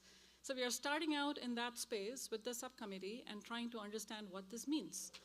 The training subcommittee is a very important one, and we heard talks in the morning, a couple of hours ago, Marcus and Noah, we were all talking about upskilling, reskilling, connection between State of Delaware and UD, right? How could the state employ upskilled, reskilled UD students for the state's needs? So there's training involved, and even I can't keep up, my group can't keep up, because every day there's a new tool, right? And there is no magic formula to be up to date. So that's the goal of the training subcommittee, to build awareness, to be able to train state employees for safe and fair and ethical and transparent usage, and that's the tough part. So moving on, I'm sure most of you or all of you could recognize many companies here, right? And I presented this on another platform last month or a month before, and this is still up to date. Epoch AI is something I go to for picking up, most state-of-the-art data sets. data or information on what the models are out there, and this is updated as of last month. So as you can see, a lot of models out there, right? And these keep coming up, and they release more and more models as we speak, and it's really hard to keep up. At the same time, each of the models have their pros and cons. When we use a model, we hit terms and agreements, we accept, and we move on, right? If you look closer, you may know that not necessarily whatever they are saying is what you want. Maybe there are some points that you're ignoring along the way. So these are the pros and cons of proprietary models, but how do we leverage, right? We can't go about creating our yet another model. We need a large infrastructure to be training something like Meta or Microsoft is doing. We'll be burning a lot of trees. So we have to be mindful and not just create yet another model. That's not the goal either, right? So as part of the subcommittee, and as well as several ongoing research within the university as well, where we are connecting the dots there, what does it mean, again, by customizing some of the existing models to the needs of what we want versus using some of the proprietary data set? There's absolutely pros and cons, right? When we say open source, what do we mean by open source? Are the weights open source? Are the parameters open source? Are the neural nets open source? Is the code open source? Can you see what the black box is? So there are multiple iterations, right, when you say open source. At the same time, who is maintaining it? Is it sustainable to be maintaining an open source model for it to do what you want? That's complicated if you don't have a team, right? At the same time, you look at the closed source or the proprietary, they're doing it for you. They make it a packaged deal for you to be able to use it effectively. You're not burdening yourself to be maintaining it, right? That's the goal of the closed source models. Of course, the challenge is the cost. There is limited transparency. There is less customization because you are doing what they have given you, the model that they have given it to you. You cannot change it, right? So we are debating, should we go a hybrid way? Because you can't just ignore and never use the proprietary models because they do have the perks. But do we leverage some of these perks and step out of this closed source model and look at something that we can poke more into, right? Especially dealing with sensitive data set that Javier was actually mentioning in the previous talk, right? These are sensitive data sets. UD, students' data set, they are sensitive. You just don't want to feed them in any model that you get hands-on. So leading to this, there are lots of opportunities of how you can foster innovation, how you can open up the model, how you can learn more about the model, customize it to what you want it to do, and yet be sure that this is how the neural net has been trained. You know the weights, you know the parameters, you know the source code itself, so you can probably innovate and probably be stand at the forefront of AI innovation. So all these needs from the state and all the very similar needs and wants from the university led us to create this First State AI Institute at UD. Like I said, it's brand new, but there's a lot of work that's been going on in the background, as you can imagine. Our goal is to put a test bed or an AI state-of-the-art infrastructure. Have you heard of GPUs? I'm sure all your laptops have a graphic cards, whether you know it or not. That's the one doing the magic, even your phones, right? You will never find a single core device ever.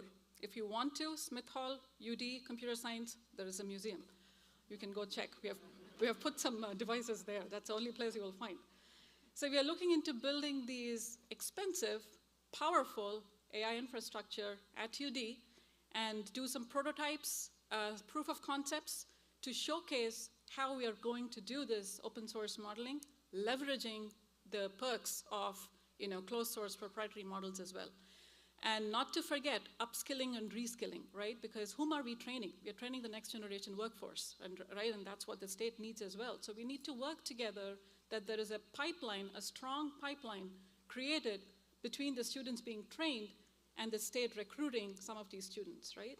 And so there's upskilling and reskilling for sure. So we are not starting this because we liked it. We of course liked it, but there is a background.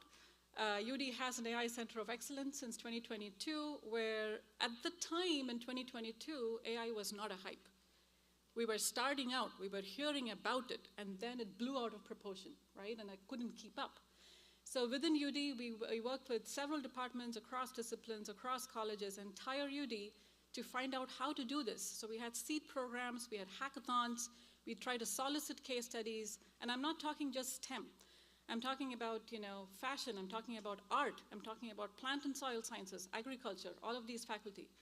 And we found a 50x ROI, meaning the faculty use these models and research software engineers and postdocs and students and staff and go get their external grants. 50x ROI, and we still need to figure out if that's the recent number. This is 4 months old. So fast forward, we did hackathons in UD at FinTech, thanks to Mike. We have a beautiful FinTech space where we have been hosting hackathons.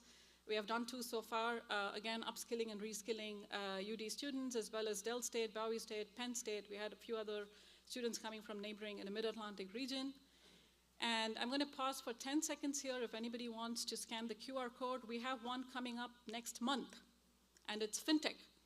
Cafe has given us case studies. Bank of America, Sallie Mae, JP Morgan Chase, and a bunch of other companies have given us problems. We will be in FinTech 13th, 14th, and 15th, Wednesday, Thursday, and Friday for the FinTech Hackathon, 3-day hackathon. UD Computer Science, Data Science, Financial Analytics students will be made into teams, and we'll be giving them case studies. There will be mentors. There will be lots of food, and we're going to have some fun, right? All right, I think this is my last slide, and I'm over time, but 10-second spiel here to Javier's previous talk on what we can do with AI. This was a project we did in my group, which runs on 40,000 GPUs in world's fastest supercomputer in Oak Ridge National Lab, now the second. The first one is Livermore, where we try to build a surrogate model to see how to build those high-energy laser particle accelerators that can only kill cancerous cells, not the healthy cells around, because that also causes a lot of issues.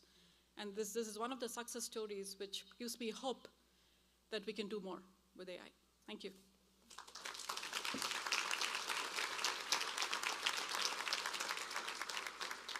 Thank you, Sunita. Please now welcome Apryl King from the Small Business Development Center, who will be sharing about how the SBDC has been working to support startups and small businesses in Newcastle County for over 35 years. And Apryl will be introducing 2 new early-stage companies. All right, good morning. Hopefully you can see me in the first row here. I am small and mighty, just like Delaware. All right, Delaware has built a growing hub of innovation, advanced manufacturing, and entrepreneurial growth, and much of the success is thanks to a strong collaborative business ecosystem. The Delaware Small Business Development Center is proud to serve the Delaware entrepreneurs, providing no-cost one-on-one advising and training. Over the last 2 years, the Delaware SBDC has counseled 1,864 clients, conducted 264 training events, assisted 89 new business startups, and helped businesses secure $47 million in capital.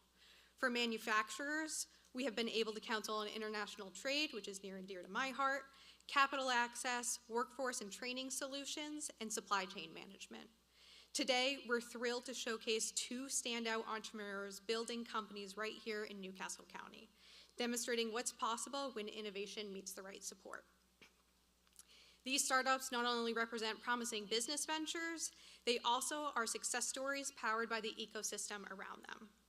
First up is Andrew Sayles, co-founder of Livestock Labs, a cutting-edge biotech startup supporting cultivated meat industry.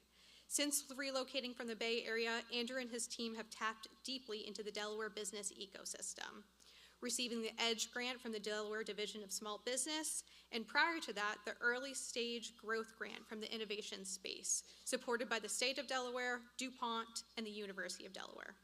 Livestock Labs develops genetically engineered cell lines optimized for flavor, growth, and nutrition, which is a critical need in the cultivated meat space.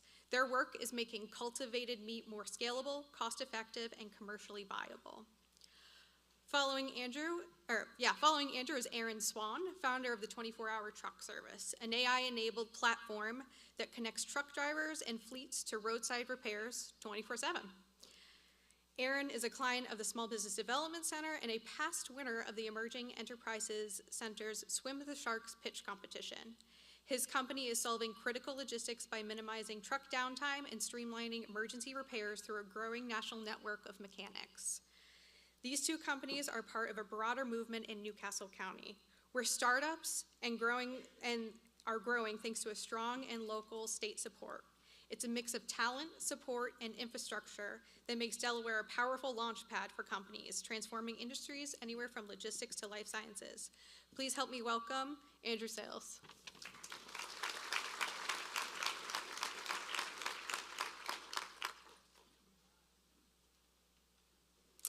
Thank you, April. I feel like you pretty much covered our company, but I'll extend a little bit. Hi, I'm Andrew, co-founder and COO of Livestock Labs. We are working on the future of meat.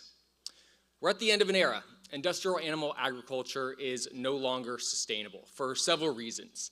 Antibiotic use, land use, greenhouse gases, pollution, you name it, it's only getting worse. Cultivated meat is the future. Cultivated meat is real meat grown from real animal cells in giant steel tanks. Steel tanks similar to those that brew beer today. And by growing meat this way, you need less land, less water, less greenhouse gases. It's actually safer as it's grown in a sterile environment. So there are no foodborne pathogens, no contaminants, no heavy metals, no microplastics. It's more efficient because we don't need to waste feed calories on bones, hooves, hair, beaks, feathers. And the flavor and nutrition potential is hard to imagine. Because we have so much control over the genetics and the diet and the environment, we're practically creating designer meat. Think bacon with omega-3 fatty acids instead of trans fat. A healthy bacon. And that's just the tip of the iceberg. Now, at Livestock Labs, we are not actually creating the end meat product. We are just working on the foundational building blocks for this industry, the cell lines. You could almost think of us as the NVIDIA of the bioeconomy. Instead of powerful chips for electronics, we create powerful cells for biomanufacturing. And we decided to focus just on the cells because the founders are really from this industry and we knew how big the problem was. My co-founder and CEO, Dr. Steen Uwe, has over a quarter century of experience in tissue culture and genome editing and utilizing data analytics to manipulate cells. He most recently led New Age Eats cell engineering division, where he fully characterized their cultivated pork cell lines. I come from Mission Barns, the first company in the world to obtain regulatory approval on a cultivated pork product. There I led many business initiatives and liaised with various global stakeholders to champion cultivated meat. Now, both of our last couple companies, they've raised tens of millions of dollars. They were pioneers in the space, and like all pioneers, they were vertically integrated. They had to do everything. And as you can imagine, if you have to do everything, it's hard to master anything. So we broke away from those companies just to be hyper-focused on just the cells, of which we then distribute to any company looking to contribute to this industry, really pushing forward this technological revolution. And we're working with several companies around the world. An exciting one is Merck, one of the largest life science companies. Unfortunately, it's not the Merck building $1 billion facility here in Wilmington, but the German Merck is also pretty cool. They're working on the nutritional broth, the feed formulations for the cultivated meat industry, and need our cells to really test and validate those feed formulations. Essentially, any company working in this space, whether it's a tech enabler or an actual company trying to grow the actual meat, needs stable, durable cell lines to do their work. And they're coming to us based on what we've developed, really a genome editing platform that allows us to endow cells from cow, pig, sheep, and chicken with all of the characteristics and phenotypes that are necessary to grow millions of tons of meat at scale economically that deliver on both flavor and nutrition. And I get it, nobody here likes to talk about technology and food. Most of you are a little stranged out. Really, we just want to see, this. We don't want to know how the sausage is made, and this is beautiful. But unfortunately, this is our current system. These are our free-range chickens. 98% of the meat we get is from factory farmers or from factory farms. There are a lot of farmers doing it right. There are a lot of farmers doing it right. But by 2050, meat demand is expected to grow by 70%, and we cannot keep up with that demand using conventional methods. Our goal is to change the most extreme factory farms into clean meat breweries that not only deliver the most nutritional, delicious meat you can imagine, but with the most diverse flavors. Think thousands of species with thousands of different types of feed formulations, in different environments, mixing, different kinds of taste and texture and nutrition. The diversity of likes we've never seen. In 20 years, trying to explain what options are going to be available is like trying to explain, to somebody in the 1700s what's on the internet today. And I'm running close to out of time, so quick highlight, this is out in the world. This is some Japanese quail foie gras being served in Singapore and Australia. There are a couple companies in the US serving small quantities. A little bit of Delaware love. We did move out from Silicon Valley to Delaware at the innovation space just late last year. Big shout out to the innovation space who convinced us to come in with an EGG grant to open up a lab on DuPont's experimental station. And I'm thankful that they convinced us, because then we got the EDGE grant from Delaware, and now we're working with the University of Delaware and a couple students doing some really cool initiatives. And I'll end there and really just say I could talk about this for hours. So if any of this caught any of your attention, whether it's the business side, the science, maybe food security initiatives, animal rights, biodiversity conservation, don't hesitate to reach out. Happy to talk with anyone here about it. We have a long way to go, and we could use all the supporters we could get. Thank you.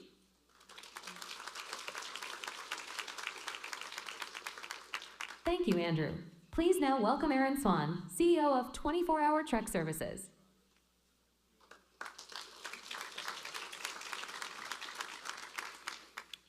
So I'd like to tell you about a time I almost committed suicide. It's not that bleak. My car broke down on I-95, and I needed to call road support, the insurance company, and my bank. That's why I wanted to commit suicide. It got to a point where I got to the automated teller, and what did I want to do? I wanted to smash my finger through the 0 button to get someone to actually help me because of the automated teller. Now, hopefully my bank is not in the audience. No, I don't see them. Okay, so what was the point? The point was there needs to be a better way to connect technology to the human being and to service the human being, because that's what it's there for. So 24-Hour Truck Services, our goal was to do that, and we came up with this platform called AVA. And AVA connects all the aspects of support, not just for insurance, not just for getting roadside service, but for really helping the individual get service in whatever capacity is needed. And what I was going to do was try and get Ava to call me and actually feel out whether she could do it live in front of us in just 30 to 60 seconds. So the point of the exercise would have been for Ava to really help us understand what's possible through the support. And here she is calling me now. Let me see if I can put her on speaker. Aaron, thanks for filling out our demo form. Are you facing an issue with your vehicle? Yes, who is this again? Hi, Aaron. I'm here to assist you with your vehicle breakdown issue. Could you please tell me what the problem is with your vehicle? I have no idea. I'm stuck on the side of I-95. I think it's a flat tire. I see a red light in my car. Can you help me? I understand, Aaron. Let's gather some more details to help you out. Could you please provide the color, year, make, and model of your vehicle? Yeah, I have a 2017 Maxima black. Thank you for the details, Aaron. Would you like to have your vehicle towed, or do you prefer to have it fixed on the spot? I have no idea. Can you fix it on the spot, please? Sure, Aaron. We'll arrange for someone to come and fix it on the spot. To get the process started, could you please provide your policy number? I don't have a policy number. Can you send someone quickly? Without a policy number, you will need to cover the cost yourself. Are you okay with that? I just found my policy number. Anyway, we tried to make her comical. She has a better voice in person, but the point is, there is this ability to aggregate data instantly with artificial intelligence, but not to the point of just crunching data, getting analytics. That's good stuff, that's important, that's needed, but connecting the services that we need instantaneously with the person instantaneously and on demand is what's important. So what we're doing is we're doing some exciting things. In the world of workforce development, the small businesses that can't get the actual opportunity to work with larger companies, they can do it through our platform. Those individuals that are looking for a single point of service, networking their buying potential, multiplying their earning potential, all of these things are helping small businesses now gain insight and access to the larger companies out there. We're also working with manufacturing companies. Imagine a central resource that's driven by artificial intelligence that allows us to use the existing legacy camera infrastructure to tell when vehicles are on-site or off-site, so that we can deliver services without a person having to go around and check, where is this vehicle on our yard? Helping with asset management, preventative maintenance for these large pieces of assets that are not vehicles. When should this thing have maintenance? How often? If an emergency situation arises, how quickly can we address that issue? AI can help in those areas as well. We started with emergency roadside, and quickly we started to expand outward. We're starting to work with customers to develop solutions like first notice of loss for insurance companies, dialing down some of the call center issues and upgrading the quality of service. We're also doing automation around preventative maintenance, on-demand research to protect against fraud and potential theft, and as well as pre-planning. Now, I'll tell you this real quick. I got 20 seconds. I'm on the phone. Someone called me up and said, I want to be a partner because we're looking for partners. And he said, I'm in the funeral industry. And in the funeral industry, he said, you use a call center, I use a call center. You pick up cars, I pick up bodies that haven't gone anywhere. And I'm going, this is a morbid conversation to have. But at the end of the day, you know what I learned? Some of the same challenges we were solving, he had.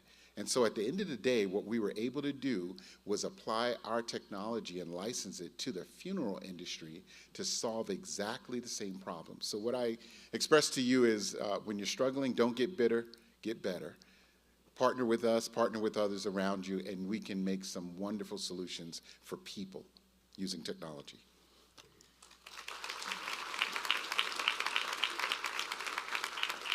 Thank you, Aaron. Ladies and gentlemen, our program will resume in 5 minutes for the state of manufacturing and logistics. Stay tuned.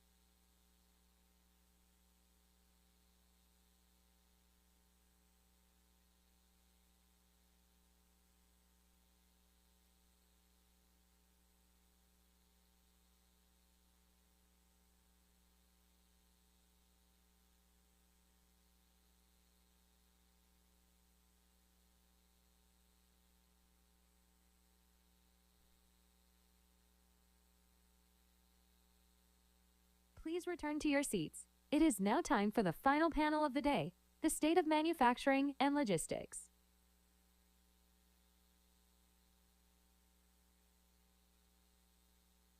Your seats. It is now time for the final panel of the day, the state of manufacturing and logistics.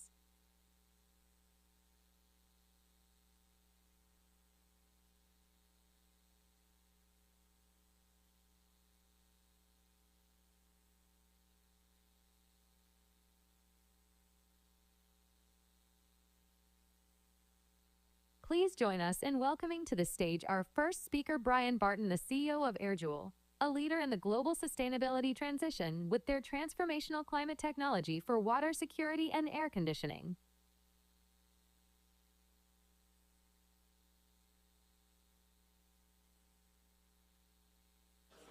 No. Now you can hear me. Okay.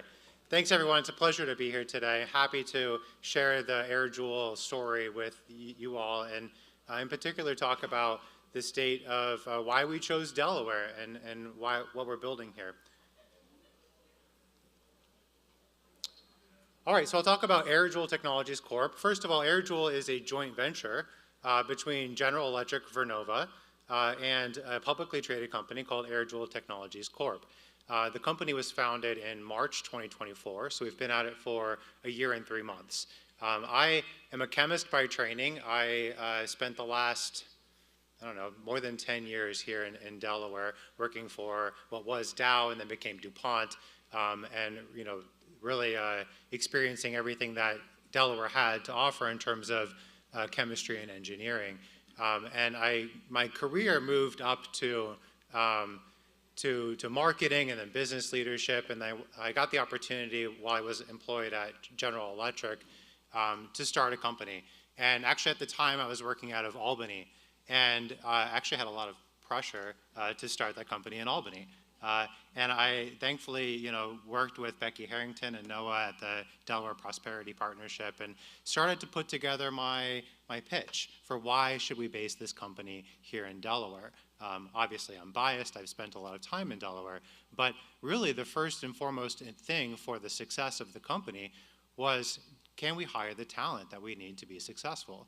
And really, as I've seen the conversations today and the talks, really everything is about people and the talent that we've curated together and where we're going as a state and as a county. And really, when I was looking at the labor statistics, it was a hands down, no-brainer decision. It's 10 to 1, the population of chemists, engineers, material scientists, skilled technologists between the greater Wilmington area and Albany, New York. And if you extend that kind of labor statistic pool to places like the Bay Area or to Houston, it remains incredibly competitive. It is a very attractive place to recruit and retain talent for various reasons, more so than just the labor. So I successfully made my pitch, and here we are, founded the company, as I said, in March. We kind of set up shop in Newark. We have a 40,000 square foot facility. Let me get into kind of the company. This is our public investor deck. I'm just leveraging for this presentation today. But really, what is AirJoule? So AirJoule, as I said, joint venture. Technology grew out of 2 companies. It is the most efficient way of separating water from air. And dehumidification technology is actually the biggest energy consumption of HVAC. If you're in Florida, for example, 80% of the energy of your air conditioning system is spent just dehumidifying the outside air. There's that much energy just to remove the water from the air. So that's one part of our business. And the other part actually is getting a lot more attention with industrial partners, is the ability to create distilled water, clean, pure distilled water, in conditions and regions of the world when it's not available. So for example, in the US Southwest or in the Middle East or in Africa or Australia, if there's no clean water present, we can partner with industries and take their waste heat to power our system and create distilled water. And that water can, of course, be used for their operations or for the community. So you can see here the different applications and target industries and the partners that we have alongside of us, because again, it's nothing but the people and the talent to make this a success. And as I go across kind of the different values that we can contribute to the global economy, we heard some talk earlier today about AI. Data center growth is massive. Alongside data center growth is power. The world cannot get enough power and data center and AI. And actually, water scarcity is a big topic. Even in places that you would think they have plenty of water, they don't have so much clean water. And data centers and industries in general typically will pull municipal water that's good for drinking and use it to evaporatively cool their processes. And when the average data center, like the ones that are being built today, are using 300 to 600,000 gallons of water a day, pulling from the municipality, it becomes to be quite a strain. And so data centers is one area that we're focused in, as is distributed water generation. Again, that ability to create clean distilled water when you do not have it available, contaminant-free water. So there's many areas where there are contaminants in the country or in the world, where if you could have clean water, people really need that. Advanced manufacturing, and I already talked about HVAC. Carrier is on our board, one of our partners, helping us decrease the cost of energy for HVAC. Just a little bit about where we are. You can see here on this graph, this is the AirJoule energetic advantage when you have waste heat available from an industrial process. You can dehumidify your factory floor with a desiccant wheel or a standard like basement dehumidifier. The energy axis is the y-axis, and we can offer significant energy savings for comparing our technology to incumbents. What does the technology look like, right? So we heard about fintech, we heard about some other things going on in Delaware. We are very much hard tech.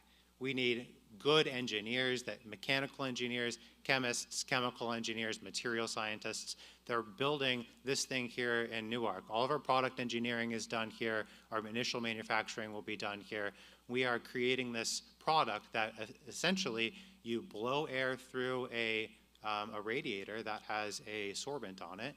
The sorbent pulls the water out. Then we close these doors, pull vacuum on it, and regenerate that material and create the pure water, or really harvest the water. So there's a lot of process engineering and material science that goes into this product, all of which is being done now here in Delaware. And again, it takes like a village to do this. We started the company with an amazing technology, but it's just a starting point to go from a technology to a viable product that you can scale and manufacture at a good cost point so that you can offer it at a good price. And really, this is the world that I live in and think a lot about, recruiting and retaining talent, and the partnerships that we're looking forward to curating here in Delaware with the University of Delaware and just across the community when we get into manufacturing things at large scale, really having that workforce and building it right up here in the state. So just to kind of highlight our investment, and this is kind of the end of the last slide here. We're using waste heat to create this pure water. There's a huge market potential in a variety of industries. GE Vernova is our joint venture partner, but we also have other partnerships here that are really connecting us to that end market. And then, really having the whole system packaged up to have the best returns for the customer. And so with that, I'd just like to conclude by saying thanks and really being thankful for Delaware having the talent and the ecosystem to create this company and be successful here in the region. Thank you.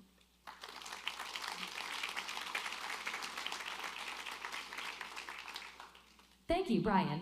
Next, please welcome Jesse Parks, the president of KRM Development Corporation, developing the Duck Creek Business Campus in Smyrna, an up-and-coming industrial park with more than 200 acres for manufacturing and flex warehousing space. All right. Thank you. Good morning. I guess it's still morning, right? Yep. I'm excited to be here and talk about the state of manufacturing and logistics in relation to KRM development. I'll spend most of my time talking about the Duck Creek Business Campus, which is here in southern Newcastle County. So let's get started. So this is a picture of a facility that we have, the Chestertown Business Campus in Maryland. This is, Chestertown is where we are based. And I just want to compare it to some other pictures later on, some buildings that we've done in other areas, including Seaford and Duck Creek, and just highlight a little bit of the different architecture and how we try to, tailor what we're doing to the area and the town and the region that we're in. So a little bit about KRM Development. We're a full-service developer with facilities in Maryland, Delaware, Georgia, Texas, Ohio, North Carolina, and Pennsylvania. We're part of a larger manufacturing organization, Dixon Valve and Coupling.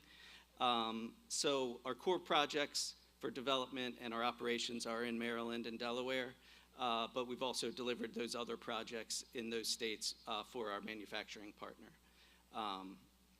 Currently, we manage a little over, 2.1 million square feet. We own, we manage. It's a mix of warehouse, flex, and office. And when we get into Duck Creek, we'll talk a little bit more about size, but we're not in the business of building, 500,000 or 1 million square foot buildings. That's not our model.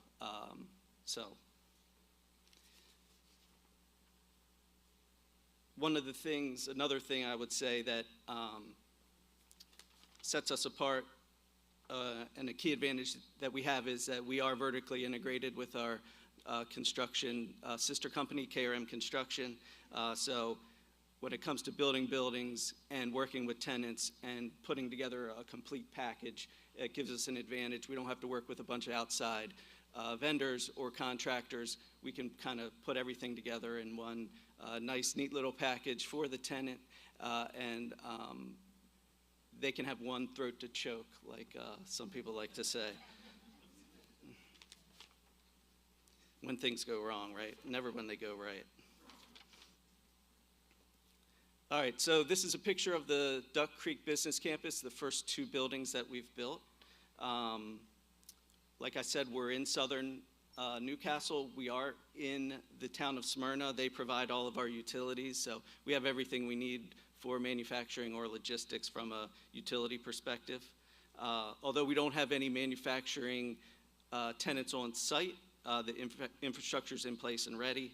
Not that we're complaining, because logistics and warehousing has been what has driven this so far. Like I said, what you're seeing is a 70,000 square foot building and a 133,000 square foot building. We have 3 tenants in these 2 buildings, so there's only 18,000 available. So we've got a lot of demand out here. You'll also notice the JLL logo. They've been our partner with this.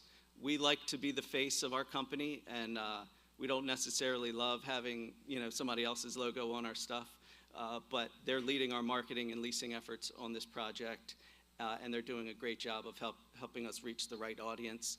At some point, we'll kind of meet the critical mass where we'll have our own office here, we'll be able to staff it, and we will perform all those functions ourselves. This is a site plan. When we talk about another partner, I think Becker Morgan is in the room or was in the room. Their logo is on here. They've been our engineering partner with this project. So what you see, the yellow are the 2 buildings that are built, and the red building is another 70,000 square feet that is under construction now. You might wonder why we didn't just build that all at once and the infrastructure wasn't in place. We did get a grant, an infrastructure grant, a site readiness grant to put that in. And so that's to the point from a construction perspective that we've started construction. So, want to make sure we highlight that as well. Another thing to highlight for what we're seeing in the region is at the kind of top right, you'll see a parking lot. That's for one of our tenants for trailer storage. We're seeing a lot of logistics companies that obviously they need a building, but they need somewhere to park all of their trailers. And we're hearing from the local municipalities as well that they want that because they're seeing trucks all up and down the side of the road waiting to get to a building, and it's causing issues with the police department, with local traffic and all that. So that's another thing that this 200 acres is going to allow us to do, is not only give the building space for the tenants, but also the ability to park their additional trailers. And we like that because it doesn't preclude us from potentially building buildings on those same parcels in the future. One of the key things that we live by is, we can't sell out of an empty basket. So as you can see with the red, that's 70,000 under construction. We have some good interest in it. The larger orange building across the street is going to be our next building, approximately 90,000 square feet. That's kind of in development review with the state and with the town now. So we always want to be ahead. There's some risk with the speculative building, but we're in a position where we can do that, where we can put the money up front, where we can have facilities for tenants to walk through.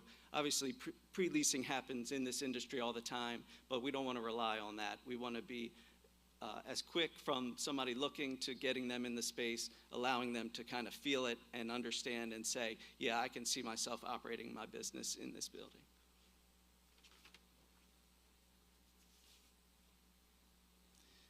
So this is just what that looks like from a floor plan perspective. There's one tenant in the first building. We're calling this third building, Building 3, even though it's a mirror image.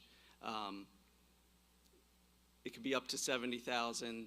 There's some 50,000 square foot users in the market and some smaller as well.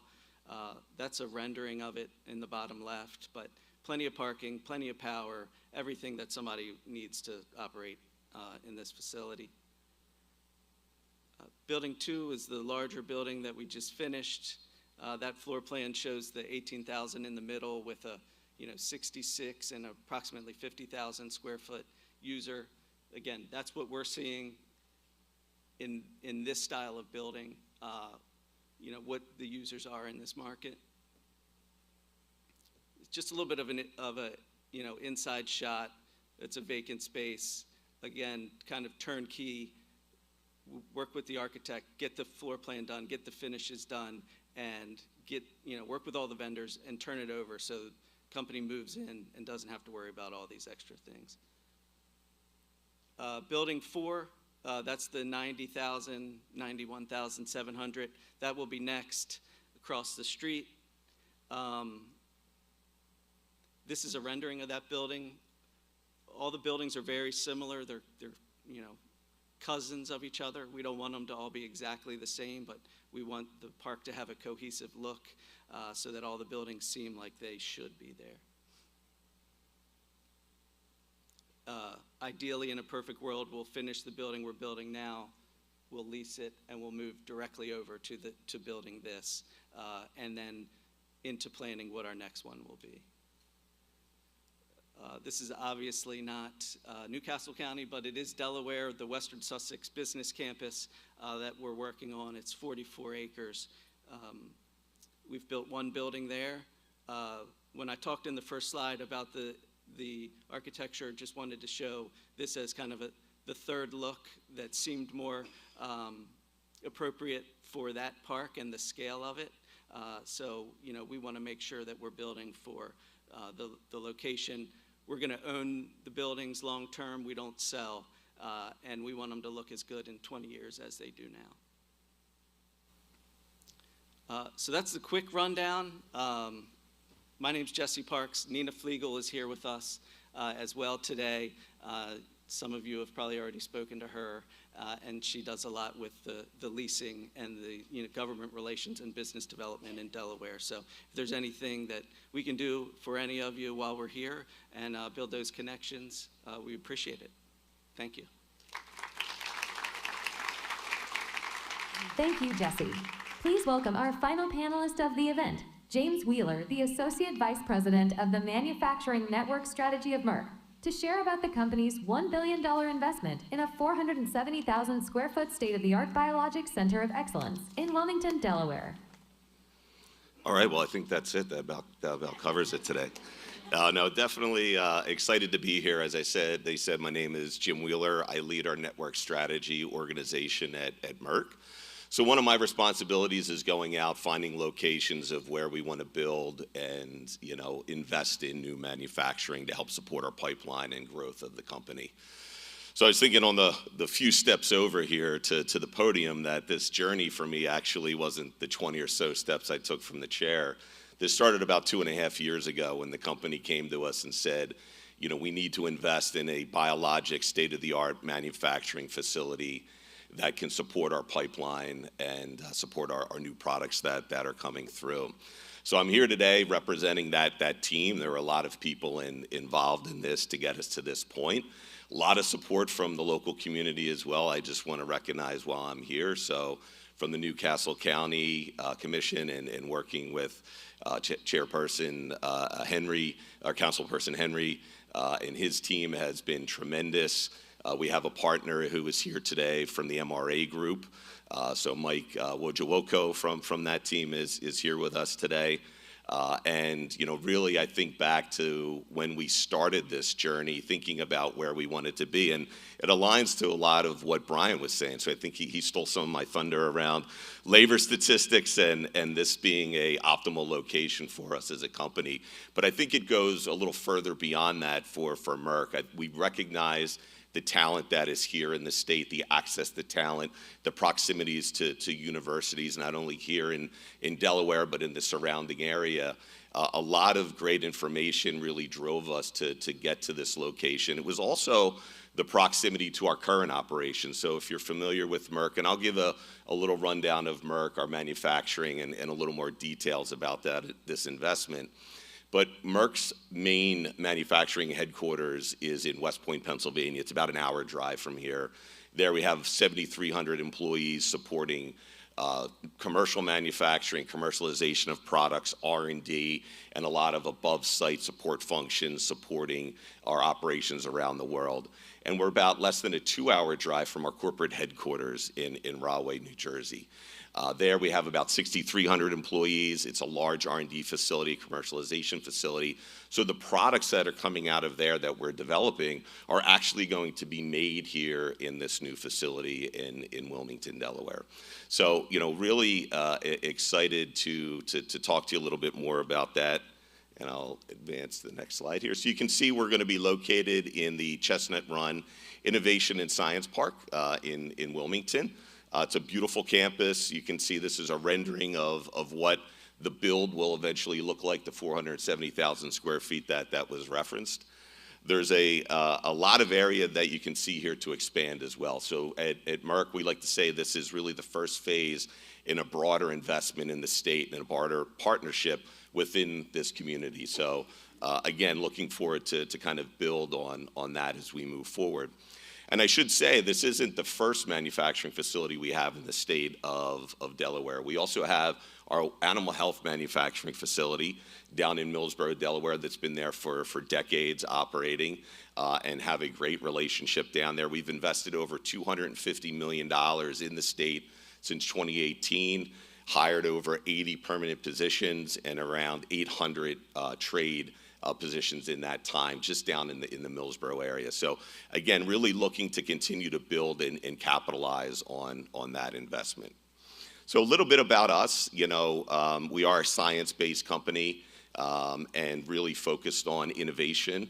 So really good timing and a lot of great discussions here today, hearing about what other groups are doing and across industries. We are focused on a number of products in the vaccines and medicinal area of supply and supporting a lot of different therapeutic areas. We've invested about 30% of our top line revenue in R&D on a year-over-year basis, and that, you know, was no different, you know, last year. And we're supported by about 75,000 employees globally. So, you know, again, really looking to build upon that base as we enter into an expansion of our relationship here in the state of Delaware. Again, as a company, we follow the science. You know, we're really looking at a number of different therapeutic areas. So cardiometabolic, oncology, ophthalmology, infectious disease, immunology, neuroscience. This location is going to be the state-of-the-art location for our Center of Excellence for Biologics Manufacturing. It'll support our oncology products coming through the pipeline, and it will also be a Center of Excellence for our key biologic product, Keytruda, that you may be familiar with So really, again, an exciting investment for us. We also have the animal health division, again, that works down in Millsboro. I should say, we are not the German Merck, we are the United States-based Merck, but we trace our roots back many years. So about 350 years, the company has been around. Since 1891, we've been here in the United States. And kind of going back to thinking about West Point, we've been there for over 75 years. In Rahway, we've been there for over 125 years. We're looking at establishing that same type of presence here in the state of Delaware in our biologics manufacturing and having that continued sustainable growth. And I think that investment is really going to help us continue to grow as a company. So some of the things that we're looking at is diversifying our oncology platform today. So we are very focused on Keytruda as a product. It's a monoclonal antibody. What's going to be going into this location is more manufacturing around MABs, but also antibody drug conjugates and any new cutting edge biologics that are currently in our development or coming through our organization in the form of a business development or collaboration agreement. What we're looking to do is also continue to expand across those therapeutic areas. Merck has gotten very big into oncology. Obviously, we're a very large vaccine, one of the largest vaccine manufacturers in the world, have a reputation for making a lot of our small molecule products, but we continue to diversify and expand into new technologies, and this location is going to be the center of that expansion. So a little bit about our manufacturing division. So at the end of the day, our job is to really supply the products that we sell and bring to patients and help improve lives and save lives around the world. So we're 41 manufacturing sites. This will be our 42nd manufacturing site globally. We have about 100 partnerships around the world with various construction management companies, distribution, logistics providers, et cetera. That enables us to support 180 markets. So the products that we're making here in the future will be supplied not only for the United States, but for around the world, which is pretty exciting to think about the exposure that we'll be able to provide and the benefit that we can drive from this location. So specifically, let's talk a little bit about the Wilmington Biotech location. So what we're going to have there, again, is a 470,000 square foot facility. There's going to be manufacturing there. It's going to also be the center of excellence for our testing and release laboratory for all of our biologic products globally. So what does that mean? Basically all the products that we need to sell into the market and get to the patients have to be tested, demonstrate that it's doing what the product is supposed to do before it can be released. All that work is going to be done out of this location. We'll have warehousing, we'll have offices, and then we'll also have the ability to expand beyond that as we need to support other product and expansions in the future. So the next slide, just some more details. I already talked about the size of the facility. You can see the orientation here on the drawing, where the facility is going to be located. That site plan is the bottom left. The yellow boxes represent what the current plan is. The orange boxes represent what the ultimate site build out is going to be. In that first set of yellow boxes, we're only investing in 2 modules of manufacturing. We'll have the ability to expand to a 3rd module and eventually up to 11 or 12 modules, depending on the technologies that'll be coming through that facility. So again, as you can imagine, the potential for growth and expansion here is truly exciting for us and for the team. Again, it gives us a lot of flexibility to support these new technologies. And the timing is going to be in 2028, we'll have our quality and release lab open, and then the manufacturing will begin in 2030. So it does take some time to build these facilities. I'm happy to say, with the support of Newcastle County and the Planning Commission, we've gotten our permits. We started pouring and digging our foundations, or Mike may say they're pools right now with all the rain. So if we could do anything to stop all the rain, I think that would help us. But we're looking at beginning to erect steel next week, and we're well on our way now with this investment. So again, it's really exciting time. At the end of the day, we're going to create over 500 jobs just with this initial investment, including an additional 4,000 trade jobs. And we've had some community outreach and fairs with the local construction community, inviting them to come and participate into this opportunity, and looking to actually build and develop and grow those partnerships as we advance in this area through the years. And I can't, stop. I have to say, definitely strong local government support. That's where I started. That's really where I want to end. When we were thinking about where do we want to build, the team was looking at many different states, right? We were actually looking internationally. We were working with a lot of local governments, a lot of local agencies. The work that Newcastle County and the DPP have done for us has been tremendous, and it's been a breath of fresh air. As somebody who does this globally, I gotta say, this has been just a tremendous experience. People are asking me, how's it going? It's really just going very well right now for us. So we can't thank the community enough for the support that we felt being here, and really looking forward to continue to drive that growth as we move forward. So I know I'm over time and I'm the last speaker, so I don't want to take up too much more, but as I said, we're in the process of finishing our construction. I talked about the community outreach already, and I think the other thing I just want to end on is, we really see a partnership, and I got a chance to talk to some of the individuals here today.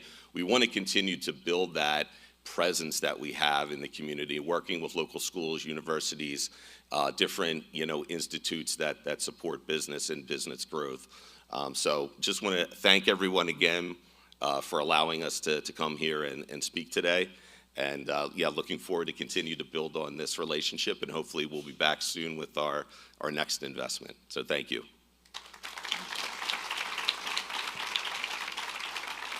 Thank you, James. Now, to close the program, please welcome Elise Bortolato, the Newcastle County Chamber of Commerce's Vice President of Emerging Enterprise and Economic Development. All right. Thank you all so much for joining us today for our third annual State of the County. I am Elise Bortolato, the Vice President of Emerging Enterprise and Economic Development here at the Chamber. I just want to really give a huge thank you to our speakers again. You guys are incredible, and thank you for dealing with all of my emails. And this event would not be possible without the support of our sponsors. So thank you so much to our sponsors and to everyone in the room. Thank you for being here, and especially our members. For those who are not members, of course, we hope today inspired you to become a member, and we did make it easy for you. We have a link in your program, our digital program, and then if Pepper is still in the building, Pepper has a very easy to follow link to our website, and Pepper is the cute little robot that you could take a selfie with. So we do hope that you will think about becoming members if you are not already a member of the Newcastle County Chamber. And we are excited for what's ahead, and we are looking forward to next year. So with that, thank you so much for joining. Thank you for your partnership, your collaboration, and I hope you have a wonderful rest of your day. Have a good one.